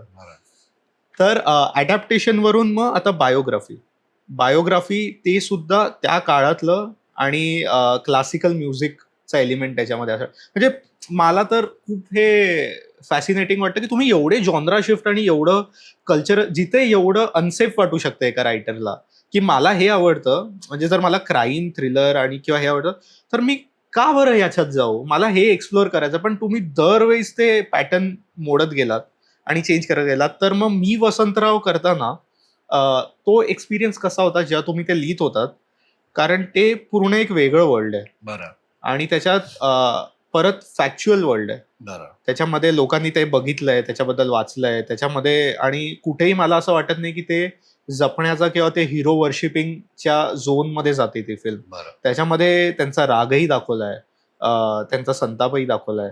तर मग ते तुम्ही अप्रोच कसं केलं स्क्रिप्ट? सो एक म्हणजे निपुणचं काम मी खूप आधीपासून पाहत येत होतो आणि मी त्याच्या कामाचा खूप फॅन होतो. सो काम करायचं होतं त्याच्याबरोबर. सो त्यांनी जेव्हा मला भेटायला बोलवलं होतं, म्हटलं की जाऊया ऑफकोर्स म्हणजे. आणि मग त्यांनी मला पहिला प्रश्न विचारला की तू शास्त्रीय संगीत ऐकतोस का? म्हटलं शिट. आणि तोपर्यंत मला माहिती होतं की तो वसंतरावरती करतोय वगैरे. आणि म्हटलं आता काही खरं नाही, काही होत नसतं, कारण मी नाही ऐकत, मी अजिबात नाही ऐकत शास्त्रीय संगीत. सो मी त्याला म्हटलं नाही रे, काहीच नाही ऐकत. तो म्हणला बेस्ट. मग तू करच हे. तर म्हटलं मग ठीक आहे, म्हणजे तुलाच काही, मला असं वाटलं की that would be a requirement ना, की तुला येतं का किंवा ऐकतोस का, माहिती आहेत का वसंतराव. तर मी नाव ऐकलं होतं वसंतरावचं, बाकी मला काही माहित नव्हतं. मी शास्त्रीय संगीत ऐकत नाही, त्यामुळे त्याचंही मला काही माहीत नव्हतं. बट त्यामुळे कदाचित फायदा झाला असेल की मी प्युअर आर्टिस्ट किंवा प्युअर माणूस म्हणूनच बघतोय त्या पात्राकडे मध्ये इव्हेंच्युअली. आणि त्यांनी जेव्हा ते मला स्टोरी सांगितली, एक मोठी त्यांची एक स्मरणिका निघाली होती ज्यात बऱ्याच मोठमोठ्या लोकांनी वसंतराव बद्दल हे लेख टाईप लिहिले होते, मेमरीज वगैरे होत्या. सो त्यातनं खूप सारं ते जे बोलतात ते आलेलं आहे. म्हणजे ऍक्च्युली मी वसंतराव मध्ये मी फक्त डायलॉग लिहिलेत, ते सुद्धा मी कोराईट केलेत निपुण बरोबर. स्क्रीन प्ले निपुणचा ऑलरेडी होता. Again like the same generosity निपुणनी ते क्रेडिट दिलं. मी ज्याला विचारलं, मी ट्रेलरमध्येच विचारलं होतं, तर मला वाटलं की जागा बिगा त्या एंड स्लेटला कमी असेल म्हणून त्यांनी एकत्र टाकलं वगैरे. मला वाटलं की नाही, फिल्ममध्ये तर नाही येणार. आणि मी जेव्हा फिल्म बघितली, मी प्रीमियरलाच बघितली डायरेक्ट. मी मध्ये बघितली, मी कट बघितला होता एकदम जुना. आणि मग म्हणलं रिटर्न बाय. तर मी बाहेर म्हणलं निपुण अरे काय रिटर्न बाय काय म्हणलं, मी फक्त डायलॉग लिहिलं, तुम्हाला रिटर्न बायचं काय दिलं. सो ही generosity again it's a very rare thing. पण ती जी स्मरणिका होती आणि त्यांच्या काही ऑडिओ इंटरव्ह्यूज होते वसंतरावचे, जे मला निपुणनी पाठवले. सो त्यांनी कुठेतरी ते चित्र हळूहळू उभं राहायला, प्लस त्याचं स्क्रिप्ट होतंच. आणि त्यांनी म्हणजे आता बरेचदा असं झालंय की त्यांनी कधीतरी एक वाक्य कुठेतरी एका ठिकाणी ते ऍक्च्युअल बोलले होते, पण ते वाक्य इतकं युनिव्हर्सल आहे की ते वाक्य मी तिकडनं काढून दुसऱ्या सीनमध्ये प्लेस केलं जिथं आम्हाला पाहिजे तिथे. म्हणतात ते सेमच बरोबर, फक्त ती घटना आम्ही बदलली कारण आम्हाला वाटलं की ते बोलतात ते खूप भारी आहे आणि ते इथं लागू होतं आणि ते एकंदरीतच ओव्हरऑल लागू होतं. सो खूप सारे डायलॉग आहेत ते तिकडनं आलेले आहेत की ऍक्च्युअली घटना घडल्या तिकडनं आलेले, स्पेशली त्यांचे जे डायलॉग आहेत ते. पण आणि दॅट वॉज एक्स्ट्रीमली चॅलेंजिंग. जी मला पर्सनली भीती वाटत होती की पुलंचे डायलॉग कसे लिहायचे. एक क्लिअर होतं, जे निपुणचं पण क्लिअर होतं, माझं पण, की आपण त्यांना he is not a comedy character, he is a person who has amazing sense of humour, जो प्रत्यक्षात पण सेन्स ऑफ ह्युमर होता. पण याचा अर्थ असा नाही की ते सारखे जोक मारणार प्रत्येक लाईनला. आणि ऑटोमॅटिकली मग ते अगेन आम्ही पुलं आणि वसंतरावांची पण एक मुलाखत आहे. पण असं लहानपण तुमचं गाण्याच्याच वातावरणात गेलं, बरंचसं गेलं. कारण तुम्ही पहिल्यांदा आलात मला आठवतंय. मी नागपूरला आलो हां. तेव्हा असाच एक दिवस पाऊस पडत होता आणि आईनं मला बाजारात जाऊन थोडीशी भाजी आणायला पाठवलं. करत होता का मग? आता मी करत होतो लहानपणी, तेवढं काम सांगितलं म्हणजे जायचं, बरोबर भाजी घेऊन ये, जातो आणतो. भाजी आणायला गेलो, पाऊस पडायला लागला. म्हणून मी आमच्या श्रीराम संगीत विद्यालयाची सप्रे मास्तरांची शाळा होती ना, त्याच्या पायरीवर बसलो. पाऊस ओसरला म्हणजे जाऊ घरी, भिजलो होतो तसा. आणि वर पोरं गाणं शिकत होती, ते जे चाललं होतं ते मी खाली म्हणून पाहत होतो पायरीत. आणि पुन्हा अशी एक रशियन भाषेत एक म्हण आहे की song is the longest life. इथेच म्हणजे त्याचं काय होतं, आपली जी स्मरणं परिनिदान माझी आणि तुमची सारखीच असतील या बाबतीत, दोघांनी आपल्या गाण्याचं वेड असल्यामुळे. मला जर आठवणी सगळ्यात जास्त कुठल्या असतील ना तर गाणी आहे, गाण्याच्या सगळ्यात जास्त माझ्याही गाण्याच्या आठवणी आहे. सो तेही मी खूपदा ऐकलं की ते how they are talking to each other. बरोबर. किंवा ते आता ते त्या रोलमध्ये नाही आहेत, विनोदी रायटरच्या रोलमध्ये नाही आहेत, किंवा ते जे स्टँडअप करायचे त्या रोलमध्ये नाही आहेत, ते मुलाखत करायच्या रोलमध्ये, ते नॉर्मल बोलतात माणसाला. तर असंच बोलू दे त्यांना. आणि आय गेस तेच पुढे पुष्कराजनी पण जे अमेझिंगली ते कन्व्हर्ट केलं, ते त्याच्यामुळेच ते खूप भारी वाटलं की पुष्कराजनी ते अजून त्यात रियालिटी आणलं. आणि असं वाटलं की अरे हे कॅरिकेचर नाहीये पुलंचं. बरोबर. असं नाही की अरे आता येऊन ते कॉमेडी बोलणार, असंही नाही. Same with Vasantrao. Obviously Rahul स्वतः असल्यामुळे त्याला वेगळं सांगायची गरज नव्हती की वसंतराव कसे बनवते, त्यांना ऑलरेडी माहिती होतं. पण ते पहिल्यांदा झालं की real life character, that was a challenge only, की डायलॉग वाईज स्पेशली. कारण बरेचदा आपल्याकडे लाईक यू सेड इधर म्हणजे ग्लोरिफाईडच व्हर्जन असतात, ते सगळे हिरोज असतात, ते डायलॉगच मारतात. तर तसं काही करायचंच नव्हतं, कारण यांची स्टोरीज इतकी अमेझिंग होती. म्हणजे त्यांचा हा स्ट्रगलच इतका अमेझिंग आहे, जे त्यांना यश मिळालं ते इतक्या नंतर मिळालं आहे. आणि त्यांची तो डिसिजन घ्यायचा की आता मी हे सगळं सोडून तेच करतो, हाच त्यांचा स्ट्रगल ऍक्च्युअली. एकदा त्यांनी तो डिसिजन घेतल्यानंतर वरतीच आहे तो ग्राफ. आणि ती स्टोरी आहे जी नॉर्मल नसते. बरोबर. बेसिक मध्ये आपल्या फर्स्ट ऍक्टच्या झाला राईज, इंटरव्हल नंतर fall. That is always how the template goes. But that also attracted me, की यांची स्टोरीज वेगळी आहे, ह्या स्ट्रगलच वेगळा आहे.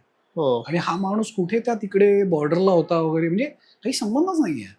आणि ह्याच्यामध्ये काहीच दुसरे आपण एलिमेंट्स नाही वापरलेत किंवा काही डिव्हायसेस नाही वापरलेत की त्यांचा जो आतून असणारा जो कोंडलं गेल्याचं आर्ट फॉर्म कोंडलं गेल्याचं जे हे आहे ते एवढं सिमर होत आहे आतमध्ये की जेव्हा फायनली त्यांना आई सांगते की तू आता नको जाऊ, तर ते त्याच्यामध्ये म्युझिक जरी नसलं असतं तरी मला असं वाटलं की कोणीतरी अशी मोठं खांद्यावरून माझ्या काहीतरी काढलंय. बरोबर. ते त्या मोमेंटमध्ये त्या एका डायलॉगमध्ये दिसून येतं की आता त्यांनी म्हणजे कोणीतरी बोलायची, ते आई बोलायची वाट बघत होते करेक्ट करेक्ट. की आता ते सुटलंय.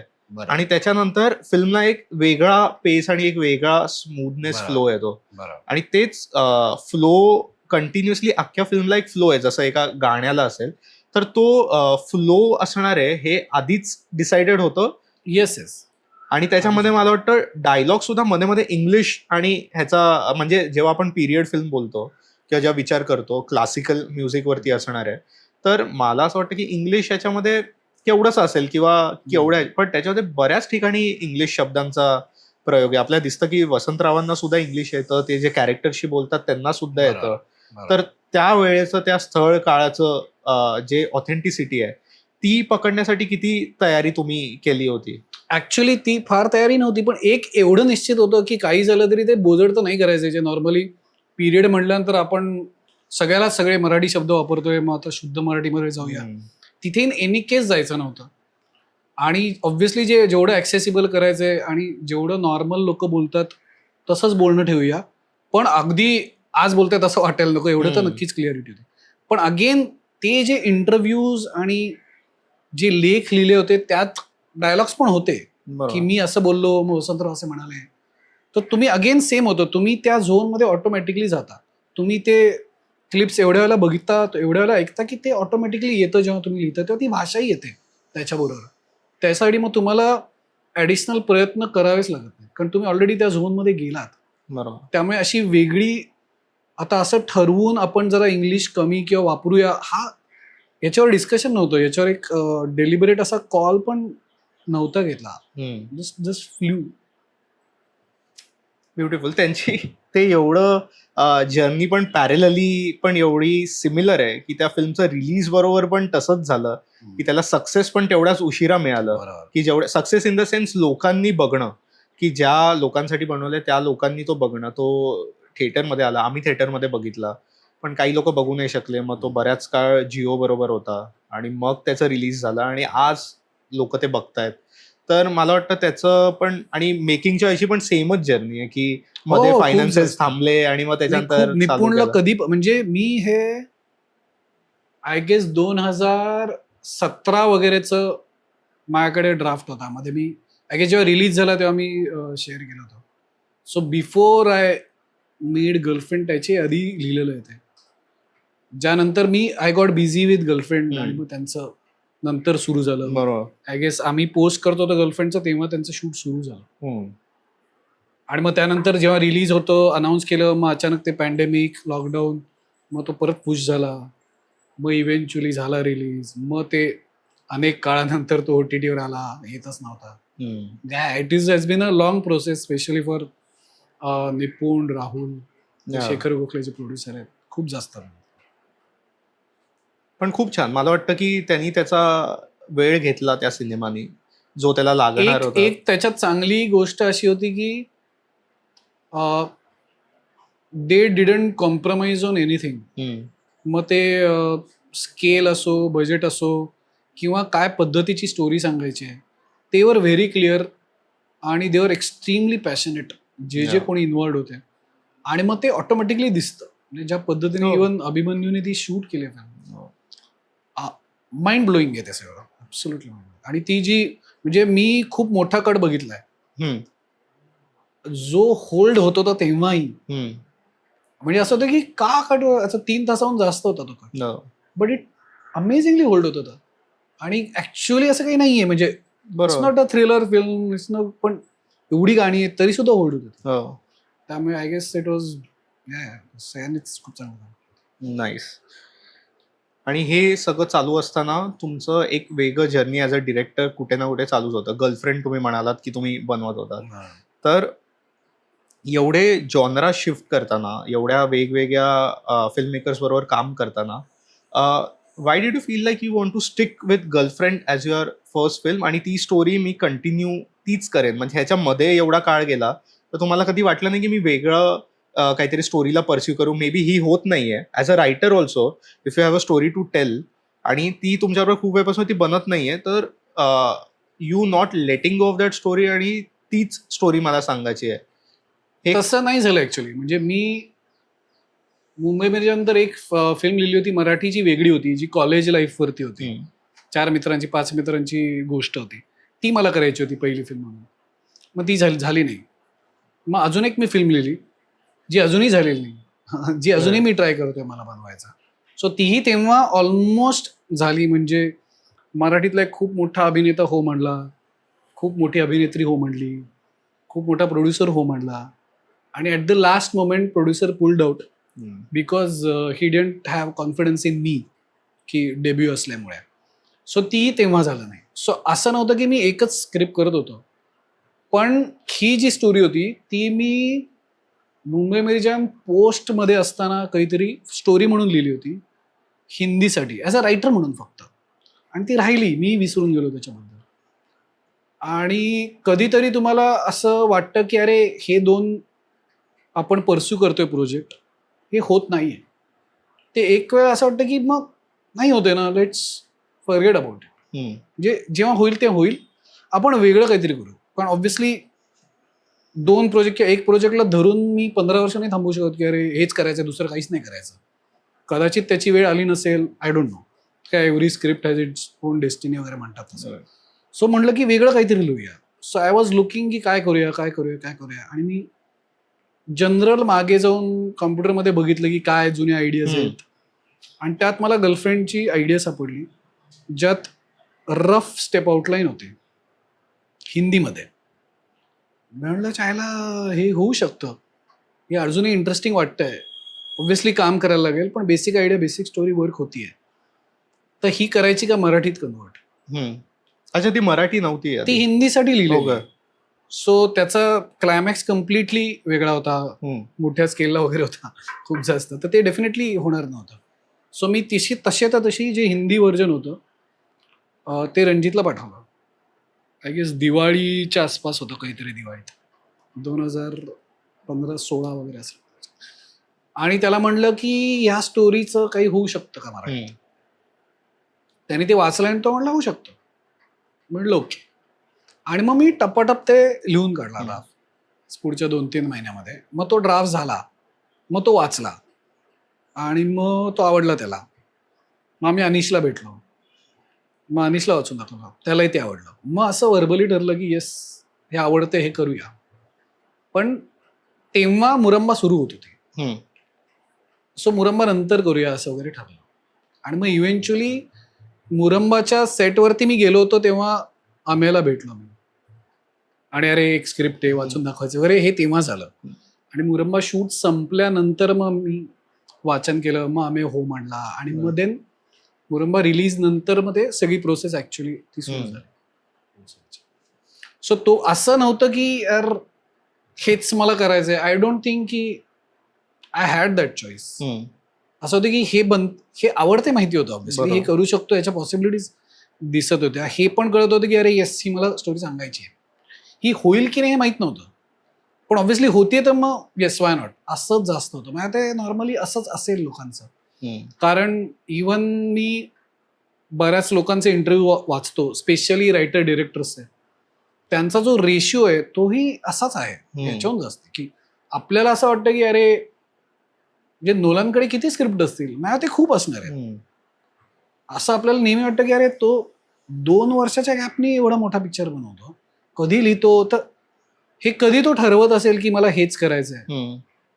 आय डाऊट की त्याकडे फक्त एकच आहे. I don't think so. मला ते त्याच्याकडे रेडी आहेत स्टोरीज, आणि मग तो तेव्हा काय वाटतंय हे करूया. ऑब्व्हियसली त्याकडे ती पोझिशन पण आहे की ही कॅन डिसाईड की मला हे करायचं आहे. बट अदरवाईज माझ्याकडे 15 आहेत, you just throw it at the wall and see की काय स्टिकर होत आहे. सो ऑलमोस्ट सेमच असतं की तुम्ही 4 आहेत, तुम्ही पिच करा आणि मग कुठलं ऑन होतंय ते करूया. इव्हेंच्युअली ते सगळेच आवडतच असतात. असं काही नव्हतं की हेच करायचं की तेच करायचं. आय डोंट थिंक की ती लक्झरी आहे. आणि तुम्ही किती कुठल्या ह्याच्यानी बघता ड्राफ्ट लिहिण्याकडे? कारण एक स्टोरीला पहिले तर एक स्टोरी बेसिक वन लाईनरला परस्यू करणं, कारण बरेच आयडियाज येत असतील. बरोबर. आयडियाचं ट्रान्सफॉर्मेशन एका स्टोरी लाईनमध्ये होणं, स्टोरी लाईनचं फायनली कल्मिनेशन ड्राफ्टमध्ये. आणि जर त्या सिनेमा बनायला वेळ लागतोय तर ऑफकोर्स तुम्ही त्यावेळेस लिहिलेल्या गोष्टींमध्ये पण बदल होतोय, बरोबर. कारण तेवढी वर्ष जात आहेत. तर तो ॲज अ रायटर तो प्रोसेस कसा असतो की ड्राफ्ट रिवाईज करत राहणं, आणि तो टॅक्सिंग असतो की त्याच्यामध्ये कंटाळा येतो की त्याच्यामध्ये मजा येते की ऍड होत आहेत गोष्टी? ते ट्रिकीही असतं. कारण एक नक्की आहे की बरेचदा असं होतं की तुम्ही जर कंटिन्युअसली रिवाईज करत राहिलात तर देर इज अ फिअर की तुम्हालाच ते एक्साइटिंग वाटणं बंद होऊ शकतं. स्पेशली काही होत नसेल तर. म्हणजे मी समजा 10 वर्षापूर्वी काहीतरी लिहिलंय आणि मी ते पिच करतोय आणि काही होत नाहीये त्याचं, म्हणजे देर इज नो इंटरेस्ट, पण मी पिच करतोय. पण मी ते पिच करताना प्रत्येक वेळेला पिच करताना मी समजा म्हटलं की अजून एक ड्राफ्ट करूया, तर एक भीती असते मनात की कदाचित ते आपल्यालाच बोर वाटायला लागेल. कारण असं होतं, आणि असं माझं वाटतं की खूप वेळ काम केलं की तुमचाच इंटरेस्ट जाऊ शकतो. बरोबर. याचा अर्थ असा नाही की ते करू नये. काही गोष्टी तुम्हाला त्या, म्हणजे आता 10 वर्षात गोष्टी बदलतात. काय कंटेम्पररी काय नाही, तो एक बदल आहे. तो आय गेस अंडरस्टूड असतो इव्हन समोरच्या साईडने. समोरचा माणूस वाचतो आणि त्याला माहिती की 10 वर्षापूर्वी लिहिलंय, त्याला माहिती की काळानुसार अपडेट जे करायचं आहे तेवढं होईल. ऑफकोर्स स्टोरीच्या गाभास अपडेट करायचं असेल तर तो वेगळा मुद्दा आहे. मग ते तुम्हाला वाचून पिच करायच्या आधीच कळलं पाहिजे की आता ही दिस स्टोरी डझंट वर्क. म्हणजे मला माहिती की माझ्याकडच्या काही स्क्रिप्ट, डायलॉग ड्राफ्टवाल्या स्क्रिप्ट आहेत ज्या आता नाहीच बनू शकत. मी ते मीच रिलेट नाही करू शकत. राईट. सो ते गेलंय, ते ऑब्सोल्यूट झालंय. पण ज्या गोष्टी आहेत, म्हणजे ती जी एक गोष्ट आहे जी मला कधीपासनं करायची, जी अजूनही बनत नाहीये आणि मी ती परस्यू करत नाही, पण ती गोष्टच कुठेतरी ऑलवेज बुमरँगून येते माझ्याकडे सारखी विविध लोकांकडून, ज्याच्यावरनं मला हे कळतं की इट स्टील वर्क्स. कारण लोकांना अजून ते कुठेतरी आवडतंय किंवा भावतंय. करायचं नाही हा वेगळा मुद्दा, त्याची कारणं वेगळी असतात. पण मी तेही फार सारखं अपडेट करत नाही, कारण म्हणणं की नाही तुम्हाला करायचंय का, मग आपण ते अपडेट करूया.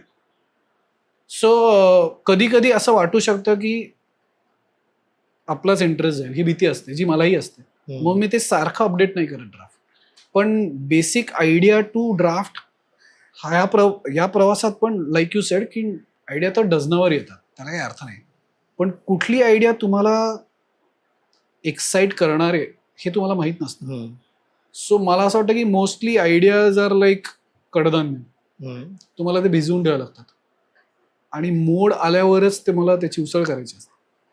सो बरेचदा असं होतं की मी त्या आयडिया फक्त लिहून ठेवतो, बेसिक अगदी आयडिया वाईज, आणि मी ते सोडून देतो. आणि आय सी की कुठल्या परत येतात, कुठल्या सारख्या परत येतात, आणि असं वाटतं की करूया, किंवा कुठल्या आयडियाजना ॲडिशनल गोष्टी सुचतात मला automatically without sitting on it. त्याच्या मी ती फाईल उघडली, बसलो आणि मग विचार केला. हे न करता ऑर्गॅनिकली रँडमली मला काही सुचतंय का त्याच्यामधनं, आणि मग तेवढं जे सुचेल I just keep noting it down like a basic document ज्यात नुसते पॉइंटर्स आहेत.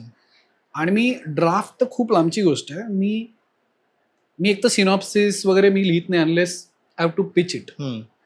सो मी फक्त त्या डॉक्युमेंटमध्ये नुसत्या गोष्टी टाकत जातो. काही असेल, रँडम सीन, रँडम बॅकग्राऊंड म्युझिकचा रेफरन्स, एखादा डायलॉग, काही जे काही असेल ते नुसतं टाईप. आणि एका पॉइंटला व्हेरी ऑटोमॅटिकली ऑर्गॅनिकली तुम्हाला असं वाटतं की आता बास आहे, आता पुढच्या स्टेजला जाऊया. तोपर्यंत मी काहीच करत नाही. ती स्टेज येते तेव्हा मी मग स्टेप आउटलाईन असेल तर ती करायला जातो. मग स्टेप आउटलाईनला मग तुम्ही obviously it's almost like screenplay, म्हणजे स्ट्रक्चर तेव्हा सापडतं. त्याच्यात मला खूप मजा येते त्यात खेळायला. Step outline is the most exciting phase असं वाटतं मला. आणि तुम्हाला as a writer visual cues द्यायला आवडतं स्क्रिप्टमध्ये, की डिस्क्रिप्शन द्यायला थोडं सेटिंगचं? आवडतं मला. मला असं वाटतं की ते स्क्रिप्ट वाचताना ती फिल्म दिसली पाहिजे. हम्म. मला असं वाटतं की स्क्रिप्ट हे almost like a Xerox copy असली पाहिजे. कदाचित हे मी बिकॉज ज्या आधी मी खूप स्क्रिप्ट वाचल्यात, मी जे म्हटलं ती एक साईट सापडली त्यानंतर, म्हणजे अमेरिकन ब्युटी वगैरे मी स्क्रिप्ट वाचल्यावर. सो तेव्हा ते वाचताना मला असं वाटतं शिट, हे मला दिसतंय, हे मला दिसतंय, हे मला दिसतंय. बरोबर. तर आपलं स्क्रिप्ट असं असलं पाहिजे. समजा या खोलीत माझा सीन आहे, तर ही खोली अगदी नॉव्हेलसारखी नाही, पण कळलं पाहिजे की काय टाईपची खोली. म्हणजे मला जर दिसतंय की यार मस्त बाल्कनी आणि कुंड्या टांगल्यात, तर त्या दिसल्या तर फार चांगल्या, because it's a visual Q. जरी त्यातनं पुढे काही होतंय नाही हा वेगळा मुद्दा, पण त्याचं चित्र समोर राहिलं पाहिजे. So definitely that I really like. आणि आम्ही मागच्या एपिसोडमध्ये पण हे डिस्कस केलं की स्थळ काळाबद्दल, की कसं एक सिनेमा किंवा एक फिल्म एक स्नॅपशॉट असेल एका स्थळ काळाचा, की त्यावेळीचं ते लोकेशन किंवा तो टाईम कॅप्चर करणं. तर ते तुम्हाला किती इम्पॉर्टंट वाटतं, की एका फिल्मनी ती कुठे घडते ते सांगणं, किंवा ते तुमच्यासाठी एवढं रेलिव्हेंट नाहीये अनलेस ती स्टोरीचे कॅरेक्टर्स आणि ती स्टोरी लाईन होल्ड करते? नाही, मॅडी इम्पॉर्टंट आहे ते. Maddy that makes it more ठाशीव, हा शब्द जो मराठीत आहे, ठळक बनतं त्याने. त्याला एक स्ट्रॉंग फुटिंग येतं. कारण नाहीतर मग ते असं मग अधांतरी घडते का स्टोरी, अनलेस अँटिल. म्हणजे फॉर एक्झाम्पल आता सुपर हिरो वगैरे जे असतं, किंवा आता स्टार वॉर्स, ते कधी कुठेही घडतंय, कुठे घडतंय ते exactly nobody knows. Obviously it's a completely वेगळी रियालिटी जी जॉर्ज लुकासनी क्रिएट केली, पण त्यासाठी सुद्धा त्याला काहीतरी एक स्ट्रॉंग फुटिंग क्रिएट करावं लागलं. त्यामुळे आय डोंट थिंक की स्पेस टाईम शिवाय काही होऊ शकतं. ते ऑब्व्हियसली आपल्या हिंदी इंडस्ट्रीमध्ये एक्स्ट्रीमली मसाला स्पेसमध्ये ते खपून जाऊ शकेल, नो डाऊट. कारण ते तेवढं इम्पॉर्टंट नाही आहे. कारण बऱ्याच फिल्म्समध्ये हिंदी मसाला स्पेसमध्ये, आधीच्या पण आत्ताच्या पण, स्टोरी कुठे घडतीये यू डोंट नो. मुंबईत घडतीये, कानपूरमध्ये घडतीये, कुठे घडतीये त्याला काही महत्त्व नाही आहे. कारण it's directed at mass audience, आणि जेवढे लार्जेस्ट लोकांना कळेल की, आणि that doesn't matter in them. So त्या चित्रपटांना yes, that doesn't location wise नक्की कुठल्या शहरात घडते याला काही महत्त्व नाही आहे. पण स्पेशली मला ज्या पद्धतीचे चित्रपट बनवायचे, माझ्यासाठी एक्स्ट्रीमली इम्पॉर्टंट की ते कुठे घडते आणि कुठल्या काळात घडते. कारण त्याच्याशिवाय मलाच जग दिसणार, मग मी ती ऑडियन्सला कसं दाखवणार. बरोबर. त्यामुळे definitely space time is very important.